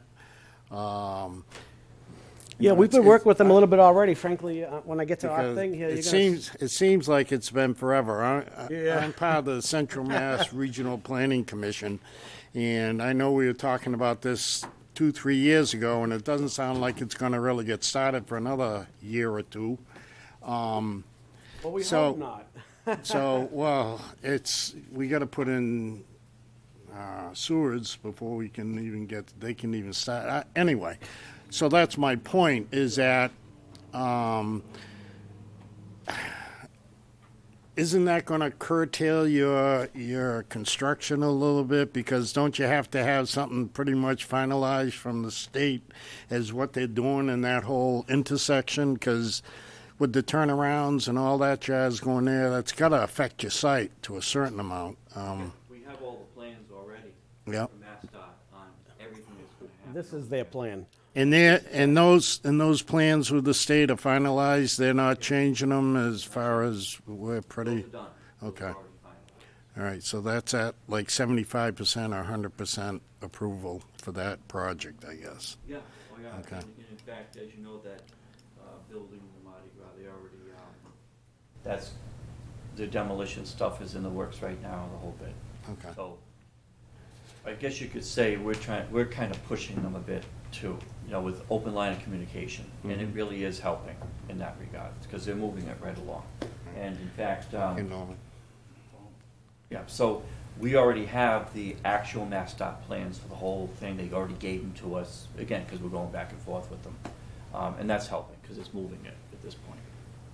We want it moved. Now, we don't come before you and want to wait 2 years for something. No, we want to get it moving. If you pick FDM wants to get started on this as fast as possible. We don't make money sitting around waiting, so we want to get going. It's a big factor, because if they're doing construction, you're trying to do construction in that intersection, it's a nightmare. I don't know how you get it done, at the same time. Well, that's something we'd coordinate, but the site fortunately is big enough. I think it's not a problem. Okay. We're 2 acres here, so. It's a 2 acre site.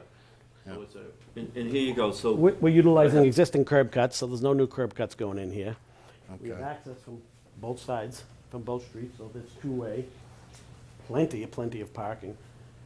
Fortunately, this site's, given us the opportunity to offer some space. So the turnarounds are going to be behind your facility? Because that's a major loop, I thought, that they were doing turnarounds for the highway.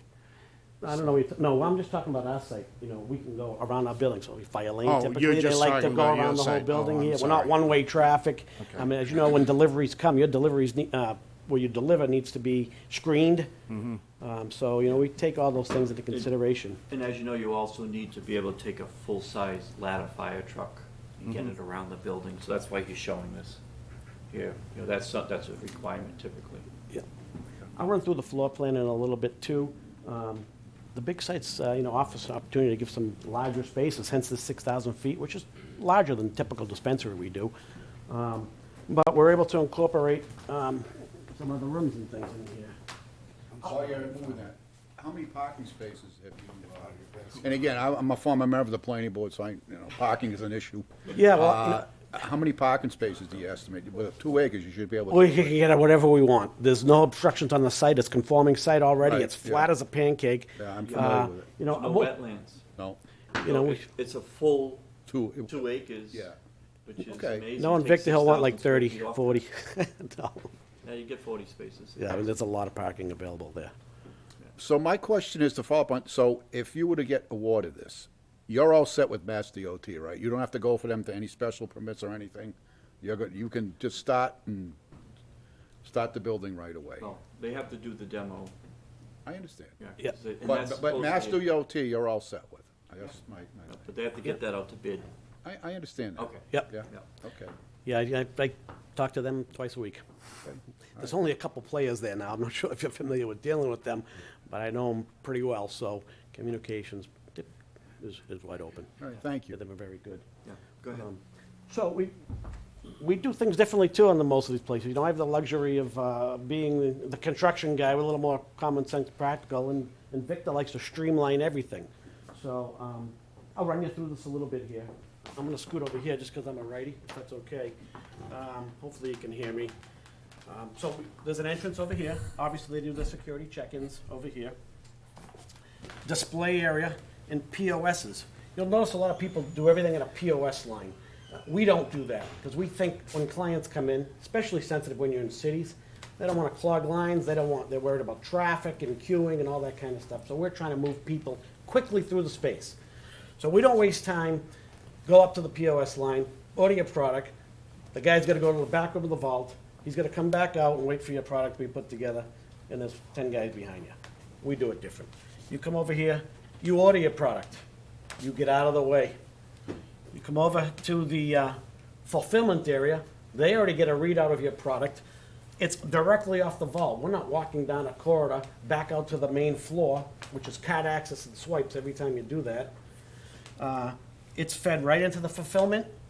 Product stored here daily, gets put there at night. Obviously, the bulk is in here. And I think by the time they come here, everything's waiting. They go right out the door. So everything flows real simple in here. Front of the house, men's and women's, security lobby. By having such a big site, Victor wanted to give back some spaces for the community to use. So we have this small business Saturday room that they have people come in on weekends and can utilize that space to promote their business or whatever they will. Yeah. So if you look at the packets that we had filed, one of the things we have in there is Small Business Saturday, which that way we would be looking for the community, the small businesses within the Oxford community. They would be able to come in on Saturday, and this little area here is open for them to be able to promote their own business. And this would be every Saturday of the year, okay? So, and obviously, whoever works at that business has to be 21 or older. You can't have anyone under that because you're within the dispensary. But we have a space made for them, just for that purpose, which is fantastic. Then we have this Oxford Community Room, a large space that they're gonna offer to the community that has no access to display. They'll still come through this door and go in here, but they go out a separate door. And they can utilize that for job fairs or, whatever you have to, and offer it to the town for use. Yeah, so you can think of all the different uses a community room would have for, different groups within the town, probably mostly nonprofits and things like that. Sure. The only thing I don't see with that is a restroom off that side. So how long would you be able to have an event in that area without a That's restroom? a great one. Yep. And in the design build, they'll put one in. We'll pull it in. Seriously, This is something you know- fresh. We only had like Yeah. 3 days' notice here for this Yeah. meeting here, so we were really Yeah, we working never around let the them notice. clock to get you some stuff. But we had already talked about a long time ago, and that's why it's in your packet that we filed with the RFI about the small business Saturdays and so forth, because that's something that FDM wanted to do automatically. We found in the dispensary in Blackstone now, by promoting small businesses, I mean, they benefit, and so does the Blackstone dispensary. Everyone benefits, the community benefits and so forth. So this room, I agree, there'd be restrooms added. I'm sure that Yeah, that'd be required anyway. We've done Yeah. all kinds of crazy things in rooms like this and other projects, from coffee bars to conference rooms they rent out, or Yeah. you name it, all kinds of different things. But also, one thing to mention, by keeping it out of the dispensary, that way people under the age of 21 can be in that area, okay, which is crucial if you have certain types of nonprofits. You can have a soccer league, baseball, I don't know, but they could, utilize a room like that. You'll notice from some of the other plans that we aren't required to give you men's and women's room in this area because the occupants are so low at any given time. But Victor likes to provide them there for the public. We also have it out back for the staff. So that's what we do. A couple offices, conference rooms, mechanical security rooms as well. Good pickup, Tim. Plan that works really, really well. And most of these that we're doing design build, I kind of morph into this two-stage order fulfillment separation because it just really cuts the speed down and keeps the flow moving. As a selfish guy contractor, I can just tell you, Victor's been wonderful to work for. This is my third one with Victor, and a well-funded individual. The payments are unreal, and it keeps the jobs moving. You know. So it keeps everyone happy. The jobs are flying, and he's been a piece of cake to work with. And some of the things we've had issues on, and Victor's been very willing to work with some of our neighbors. For instance, Blackstone, there's a bank next door. They were concerned. We put in extra cameras to shed upon to the bank. Mendon, we had similar issues. That is a neighbor. She's way up high. Victor donated spruce trees all along the property line for them. Yeah, regarding Blackstone, the bank, they've had a lot of robberies. They're in a spot that there's all these different roads for a quick exit, so they've been a target on a regular basis, unfortunately. So when they were designing this facility, DDM in Blackstone, that's one thing that DDM put in. And along those lines, we also worked with the police department. They have the ability to have access to the camera system within Blackstone. That was offered to them. It would be offered here as well, that kind of thing. But as with any dispensary, we have to work with the police department, the fire department, and so forth, and, go through the process, that's all. Go ahead. Yeah, I mean, that's almost wrapping it up for Yeah. me. Let me just touch base, make sure I'm not forgetting. But then we have big security things, right? Yeah, security is always a big part of it, so I brought Paul Veruto from Wayne Alarm with me. Wayne Alarm, I've done countless projects with in the cannabis, and he's part of our team. So when we offer design, it's structural, it's architectural, it's fire protection, plumbing, mechanical. We even do the security as well. So we really give a one-stop shopping package to everybody, and it works out quite well. So with that, Paul.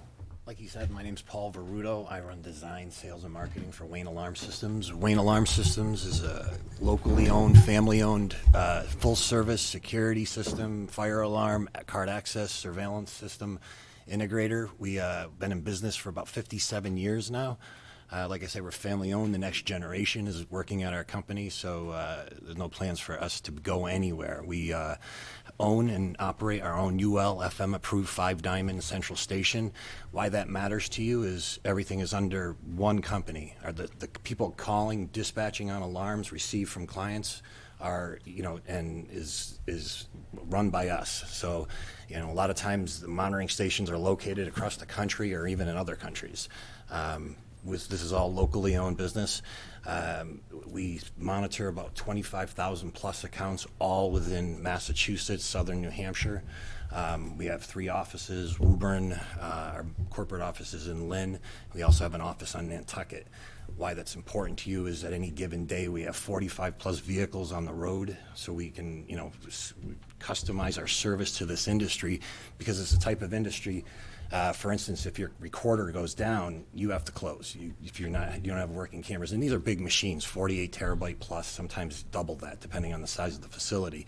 So not only do we have the means to remotely diagnose everything, course, everything, you know, from access to security to surveillance, but we also carry stock. These are big, expensive machines, so we have the ability when we show up on site to not only to service the equipment, but if we have to, hot swap it, swap it with another unit, and so to keep the regulations, you know, keep them in compliance and keep them open. So, like I said, you know, if you have any questions regarding security, not only it's been nice working with Victor and in Blackstone and Mendon, because it's nice to have a client that just doesn't come to you and says, well, what do I have to do to meet compliance? You know, it's always, you know, Paul, design the system as you think it should be designed. I've been doing this for 33 years, my entire adult life. So it's the only industry I've ever known, and I'm passionate about it. And it's Let me been add nice to that, if partnering. I may. CCC only requires, what, 4-hour minimum backup on battery backup. Victor doesn't ever want to have any problems. We install 100% backup generators in every project. It never goes down, it never shuts on a snowstorm or anything. So that'll be Yeah. utilized here as well. Yeah, and amazing, the coverage he's added, like in Blackstone, far exceeds the requirements for surveillance. So, yeah, it's refreshing, you know, to work with a partner like that, so. Any questions? Yeah, I have another question. I know security, what you're talking about for the facility and all that jazz, but I had a friend of mine that he was a security person for cannabis places in the locale here. And he said that, and I'm just, is this true or not, that a lot of places are starting to cut down on the personnel, security personnel that are at the facilities because they're doing their own security now. Is that true, or is that, as you know, No. you don't get entailed with that as far No, as we personnel? don't do the physical security. We're electronic security, but at Yeah. the same time, I couldn't imagine, because it's, you know, not only do they want to be in compliance, but to work with this, you know, the particular town they're in, you know, I think physical security on site is important, you know. I can give you a little more. Yeah. There's a difference in security too between like a grow house versus a No, dispensary. this is a Yeah. retail store. Okay, so That's why. you have security, and there's I'll call it a minimum amount, like you said, and I mean, everything from the money has to, you know, when there's money transported, that's through an actual license, like an armored car service type thing, you know, that. As far as security within the dispensary itself, yeah, there's people within the building that are trained for security. I mean, and they have to be there anytime there's anyone in the building, you know. So in other words, let's say you had asked hours, for example, the same thing, say 9 a.m. to 10 p.m. or whatever. So from, let's say, 8:30 a.m., you know, before it opens, till after it's closed, maybe it's 10:30 before the last of the employees leave, there has to be someone there who's, you know, security trained. It's just the way it is, okay? So, but I want to make it clear that under CCC regulations, you're not having an armed, you know, someone armed in there. The workers at a dispensary are not supposed to be armed with guns. So so I want to make that one clear, okay? So there's not some armed security guys in there. He told me that, but Okay, he all right. just said that, you know, a lot of places are starting to cut down, so that's why. Well, I can tell you that the DDM dispensary in Blackstone, which has been running for, you know, since February of 2021, there's been no cut downs on anything. In fact, it has roughly 30 employees at this, you know, right now, which is fine for, believe it or not, typically someone walks into that dispensary, they purchase a product, and they're out the door within 5 minutes. So the turnover, you know, is very quick, and as a result, you don't need as many employees, let's say, you know, bud tenders and so forth. But no, nothing's changed. In fact, Victor Patel makes sure that there's always a good-sized staff in there. Okay, and there's Thank been no you. change in that. Thank you. Bobbitt? Thank you, Mr. Chairman. I apologize if you can't answer this, because I know you've kind of in a rush to put this together. But so I think you said the building was going to be around 6,000 or 6,800 square foot. Is that accurate? 6,000 is what we're looking at right now. Okay, I know it's not finalized. Correct. About how large were you kind of thinking in your mind's eye that the display area would be? I know that's, You I mean understand. like the small business Saturday area? No, like the whole display area, just Oh, so I you can kind can of answer that. understand it. About He's 1,000 better than square me. feet. I'm sorry? About 1,000 square feet. Okay. And my only other question was if you had any idea about how much you were expecting, how much volume coming up and down 56 versus 20? I'm not a part of that. That's usually done by the owners, so they'll do. Yeah, one of the things we need to do, obviously being a former member of the planning board, we're gonna end up doing a traffic study. You know, that's a given. Yeah, So of that has course. been done yet. We would like to get there. If you guys would be very nice to us, and then we do the traffic study, you know, and so on and so forth. All right, that was it. Thank you, Mr. Chairman. Thanks, Rich. Tim, are you all set? Any questions for these gentlemen? Amy? These two gentlemen here? Construction and Would security? you let the police have access to those security cameras? Like, okay, just Yeah, curious. that's a normal I don't know if they would want it, but just curious. The facilities where they've had access Yeah, it's. to the cameras. Standard. It's easy. It's easy to give it to them. All right, guys, thank you. Thank you. Thank you. Very much. So we'll entertain any questions from anyone at this point for any of the people here. If there's anything else, any other additional questions? I have a couple. Okay. I asked this on the last one, financing. Do you have the financing in place, or do you have to go to a bank, or Self-funded.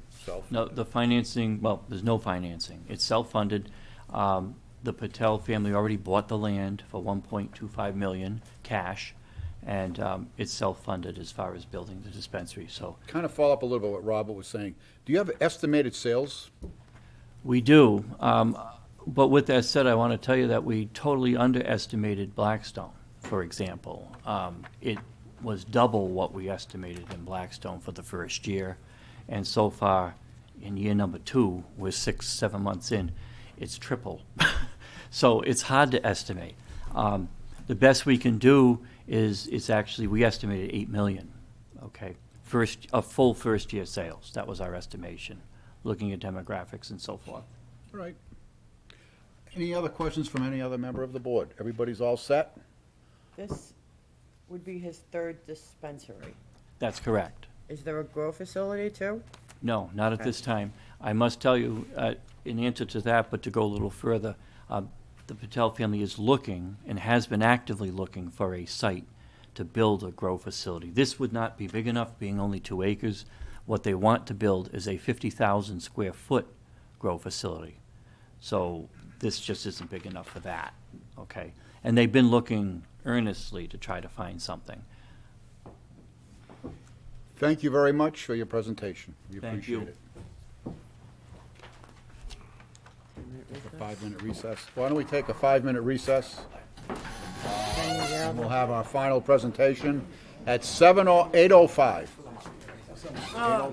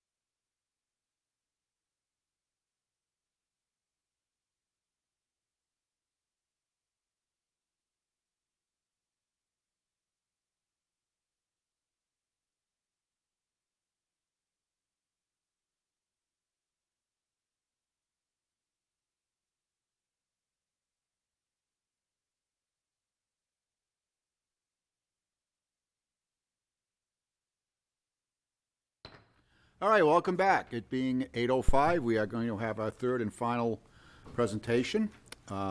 It's Main Street LLC, map 08, parcel A05 Southbridge Road. The applicant is Marish Asufi, is that correct? Yes. All right, thank you. So welcome, guys. We're looking forward to hearing your presentation, and feel free to get started. Thank you for having us. My name is Nick Adamopoulos. I'm the attorney representing Marash and his entity here. My office is located in Webster.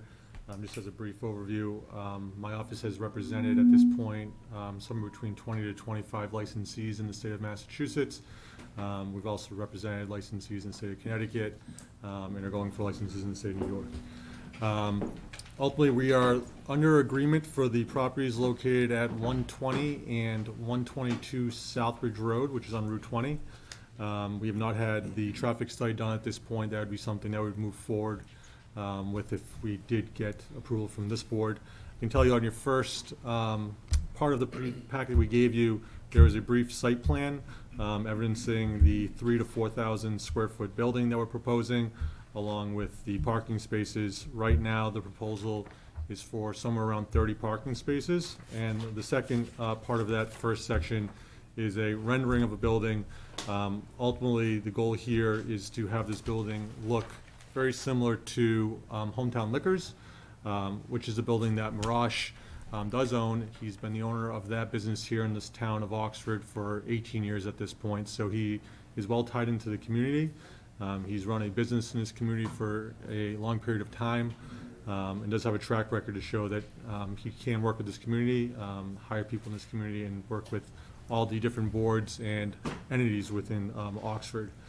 I can tell you, going to the question that the chairman has asked numerous times about parking spaces, the company that we normally utilize to put together those traffic studies has routinely found, they use a dispensary out in Millbury called Nature's Remedy, that during peak hours, the turnover rate is about 11 to 12 parking spaces continuous for that 1 hour period.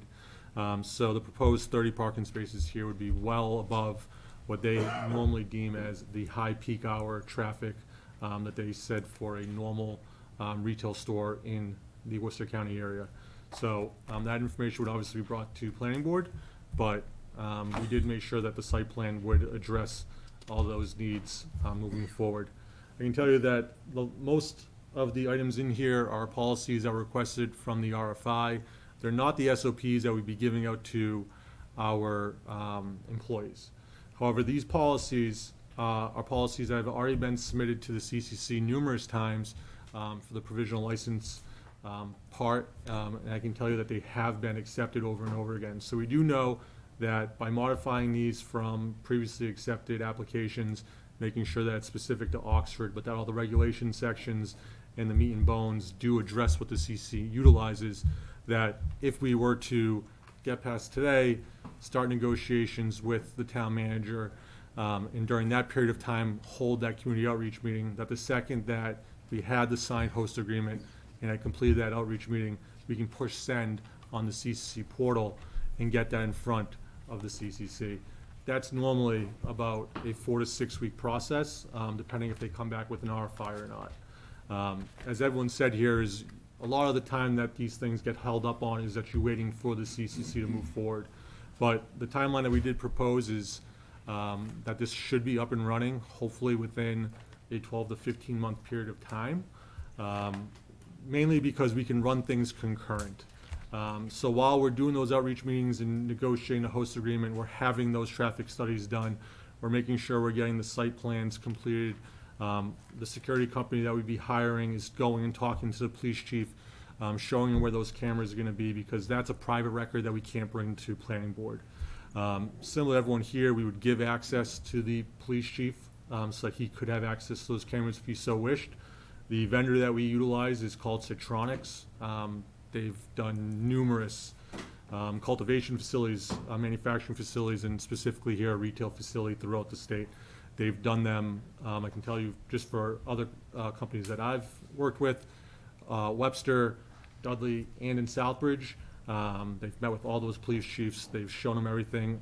The plan is to have cameras covering the entire facility except for the entrances to the bathrooms, because under state law, you cannot have those covered by cameras. Everywhere else in those facilities and outside those facilities is under camera. But by running all this concurrent, we can get that provisional license. The second we get that, we have everything, so we can start giving everything to the planning board, allow the planning board to then reach out, have that advertised in newspapers, give the abutters all that information, and then ultimately have the build-out. The build-out should take somewhere between 6 to 7 months. And during that period of time, we are gathering all the information that we will need so that once we do get that occupancy permit and we can submit for our post-provisional license walkthrough, the CCC assigns you an investigator and then gives you a list of items that you need to give to them. Well, we already have that completed. So the second that investigator says, hey, guys, I'm your investigator, please send us over, we push send. Because that guy has numerous facilities around the state. Let's make it easy for them. We don't want to come back to us 2-3 times asking us for documentation. We have it ready. They're going to come, they're going to walk around, they're going to interview Mirage, they're going to interview the general managers. We have those answers. We put that information before the investigator and say, listen, we know you're going to want this information about security. Their new focus now is on security for technology. Well, we're doing dual authentication on this. We're making sure that there's no wires going out, that if there's an email that comes in from an unknown address asking for any type of transfer, stating that they're a manufacturer, that's going up the chain of command before anything gets sent out. Because this is an evolving industry. It's only been open for 5 years, and the CCC is learning just as most of the applicants are learning, the licensees are learning. So to make sure that we know that those questions are coming and we can provide those answers makes that process quicker so we can get on the next meeting for the CCC. Because if you miss a meeting, you're sitting around for 4 or 5 weeks, twiddling your thumbs because you can't make that process go quicker. And then during that period of time, we're finalizing any items within the facility. We make sure that the police chiefs and fire chiefs are walking through, so that once that final license is actually issued, we can have our investigator come walk through one more time. And then once they give us the go-ahead, the chairman will sign off on a letter and give us the 3-day window before we can open up. The good thing here is that there's been a drastic shift in the model of cannabis stores and the industry in Massachusetts. Prior to COVID, there was a low amount of cultivation manufacturing materials out there. So the manufacturers, the wholesale market, was able to dictate to the retailers how to do these things. Since 2019, there have been more cultivators that have come on than the state needs. A lot of my clients are sitting on product right now just in their vault because they can't find retail stores to bring it in. It's become a branding war. These retail stores went from fighting for products to now having the manufacturers ultimately fight for space on their shelves. It's become a liquor store. You have the people coming in, they're asking for space on their shelves. Why should we brand your product? Why should we market it? And Mirage has done that. I mean, he works with these vendors. He understands how they do it. We have the connections with marketers and manufacturers in the state. We work with them ultimately to come do what they call pop-ups within the retail, which drives up sales. So they come into the store on their own, free of charge. They market it through their social media, through all their accounts, ultimately to drive up interest to come to Oxford. Listen, there's a new store. We're going to be there for 3 hours. Come down, learn about our product, and come see the new facility. And you make those connections so that they're out there on at least a monthly basis. And if you can get 5 or 6 of those big manufacturers in the state to come out and do that, it helps you on your own marketing, but it also has you reach a whole new demographic of consumer.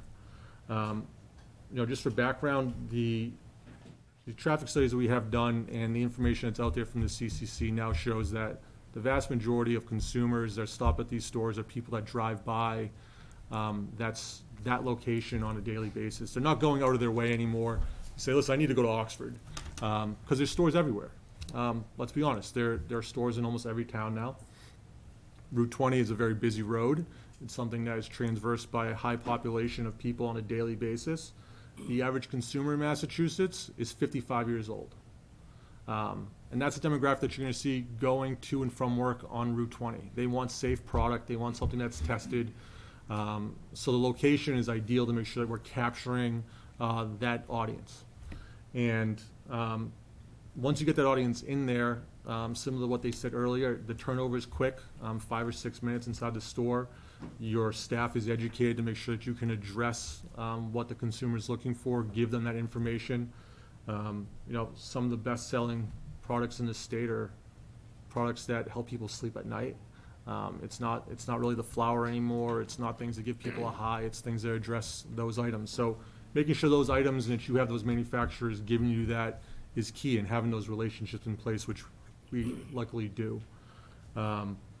Everything else that's got brought up tonight, security-wise, build-out-wise, it's all regulated by the CCC. These facilities are very, very similar.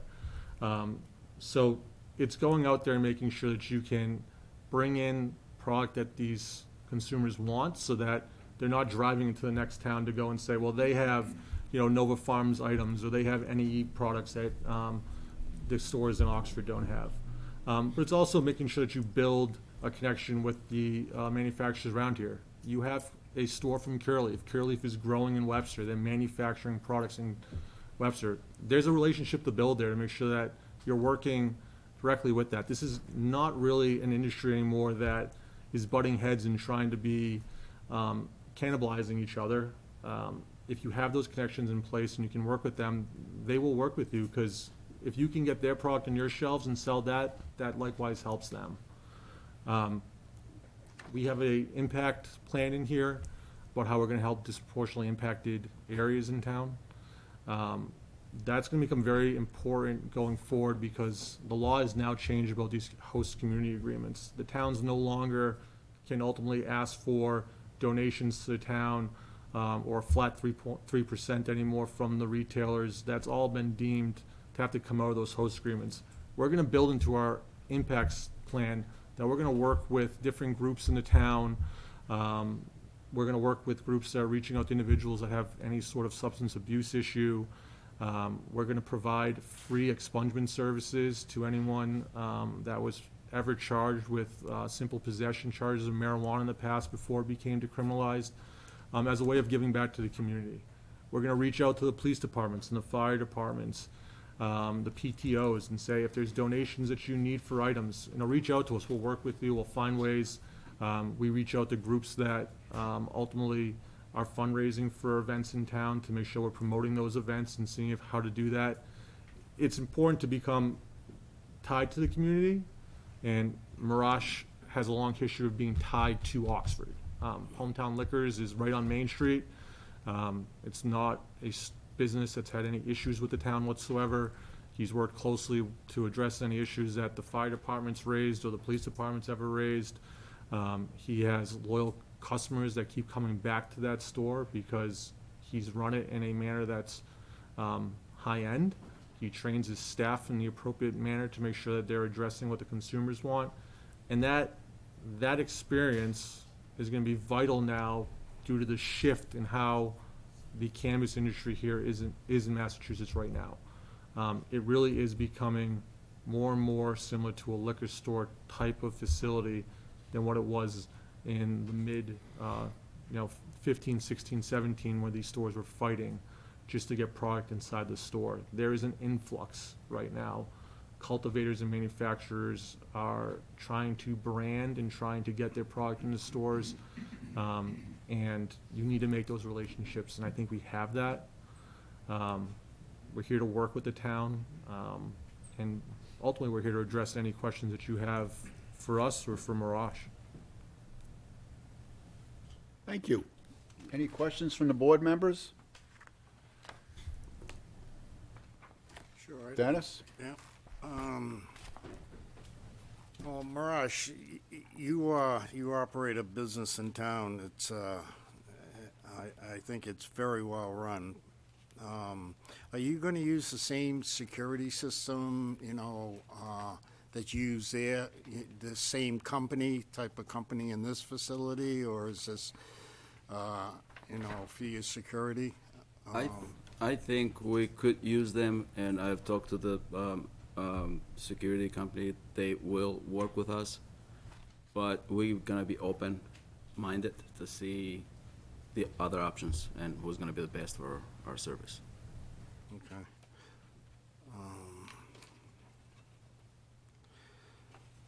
That's all I have right now. I had something else, I can't. And just to address security, just so, you know, once again, you're gonna come through a door, you have to have your ID checked the moment that you come in, get buzzed into the facility, ID gets checked again, that's uniform. Cameras inside, outside, once again, about 95% of the property is under surveillance. It's a fob system, so you can control which of your employees can have access to different areas. You're not gonna want someone from the retail floor to be able to access your vault. But you also don't want someone that's in the front of the house, a receptionist or the security, to be able to access certain other areas either. And the security companies will also bring us the data and the information we need for our signage, for limited access areas. They have to be certain sizes, the print has to be a certain size, so, you know, you work under those regulations. Massachusetts has had a great market because their regulations are very, very strong. Well, that's why I was asking, you know, these other companies, they have their security companies already. I know this would be your first store, correct? Yes. And the only other store you have is the Liquor store. So, so this is really, you're kind of new to this. I know there's a process, like they've said, you know, to get the okay from the state.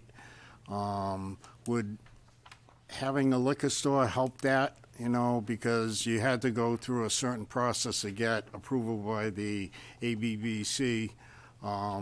So I don't know, is it, in other words, I'm going to ask the same question, you know, is that, I think you said that. You said you were hoping within 12 to 15 months to have this up and operating, right? So background, once you submit your provisional license packet, which is ultimately in here. Yeah. It's all these policies.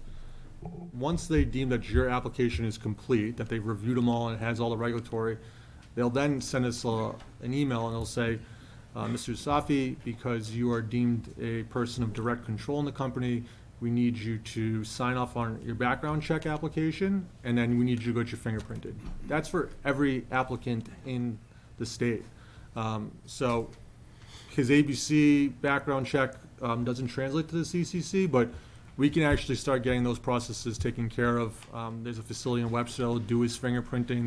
It's tied to the state vendor. So once again, we are able to streamline things because we know when things are going to be coming along. So the second that they say that that's complete, we can say, okay, Marash, go here, get this taken care of. But once again, the CCC only holds one meeting a month. So if you miss that meeting because you got your A-OK the week before the meeting, you're waiting around for the next meeting. But there's things you can do during that waiting time. The other, I know what the other question was.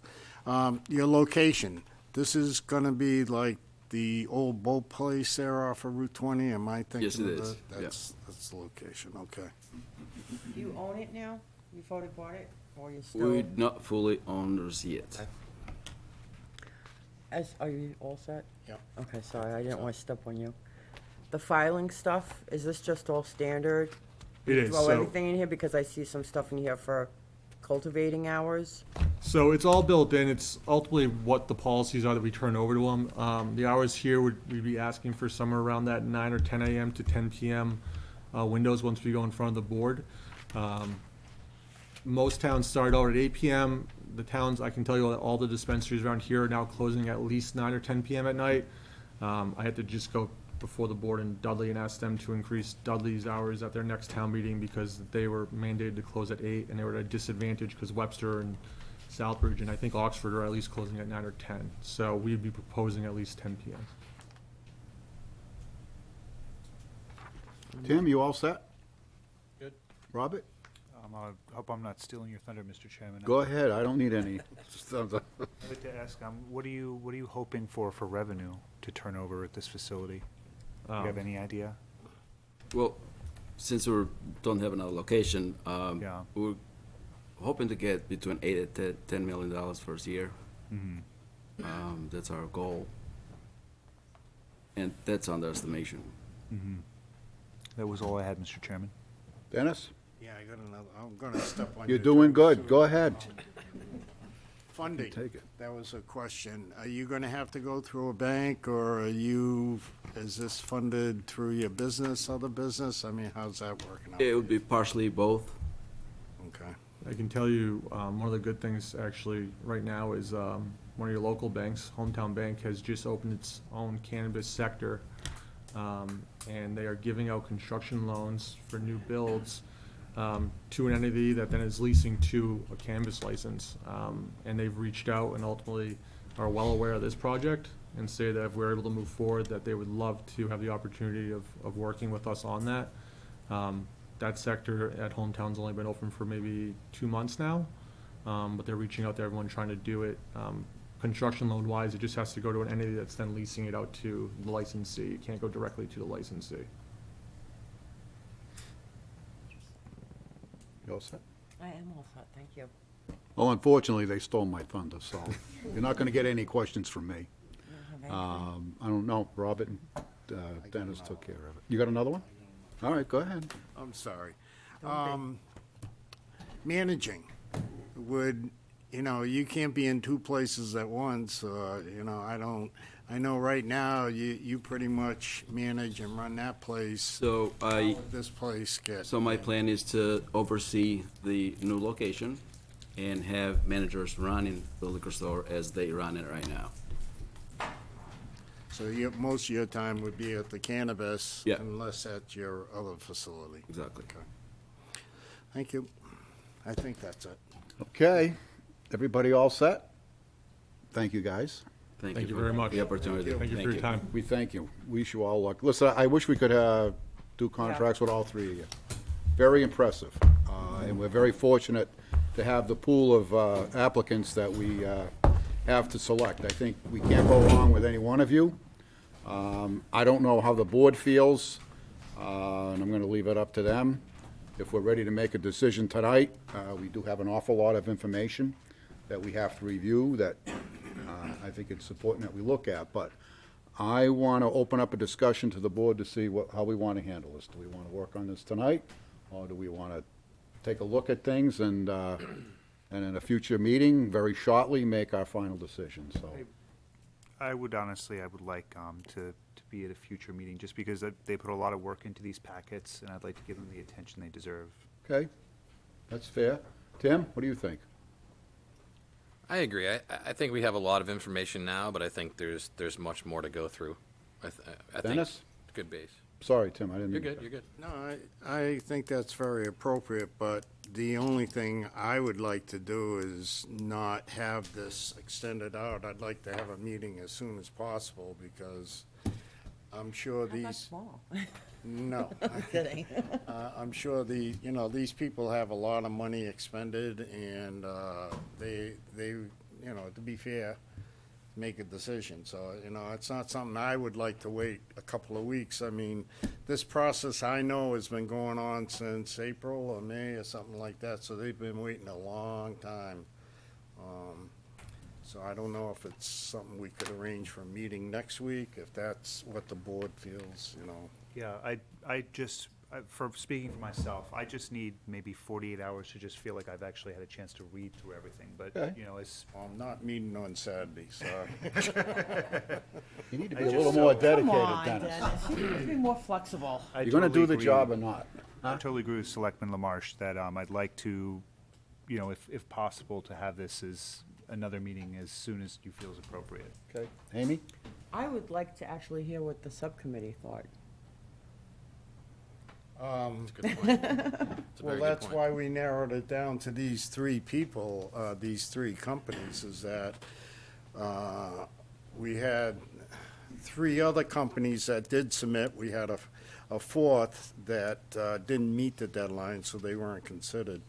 And the committee had some major questions about the other companies, and that's why we discussed at our last meeting about whether to have just two proposals. Two of the companies come in, but we felt that these three were really like close, you know, even though our local person, you know, it's a new business and stuff, his proposal was very well written and, you know, very well presented, so that's why he stepped in. And then the other thing was the locations, you know, of the facilities. That was a big factor because we looked at that they're looking at, all three of them are really taking areas of the town that could use some improvement, and they're gonna improve it drastically. So, you know, and they were right there in the Route 20 corridor, so that's why, you know, the committee brought it to us and said, okay, what did the selectmen decide on who that person should be, so. Yeah, They gave you us know, the hard choice. I thank the committee because I think we've been given three good choices, and I Yeah. appreciate that. Thank you. All right, so you want to do next Tuesday? Would you like a motion, Mr. Chairman? I believe we need to, do you Oh. said anything? Oh, yeah, sorry, forgot the most important person. If the room's available and. Well, I don't know if the room's available, but I'm sure it is, or we can work it out. So I would say the calendar is open for Tuesday or Wednesday. Okay, so I'm looking for a motion I will make to schedule a meeting. Don't get excited.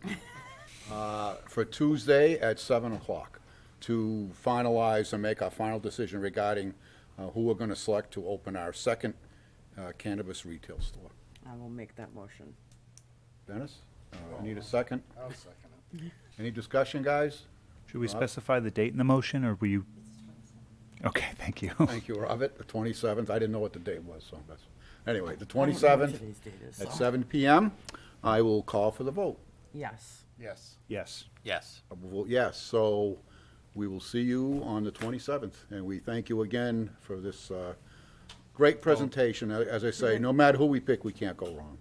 I would just like to say very quickly, just thank all the applicants, because at the same time we're choosing you, you're choosing us. And I'm always touched by businesses that want to take such a big risk and make such an enormous investment in our community. So I'm sure the whole board appreciates that. Thank you, Robert. Anybody else? I'm going to look for a motion to adjourn. I will make that motion. Second. Call for the vote. Yes. Yes. Yes. I'll vote yes. Yes. Meeting adjourned. Thanks, folks. See you in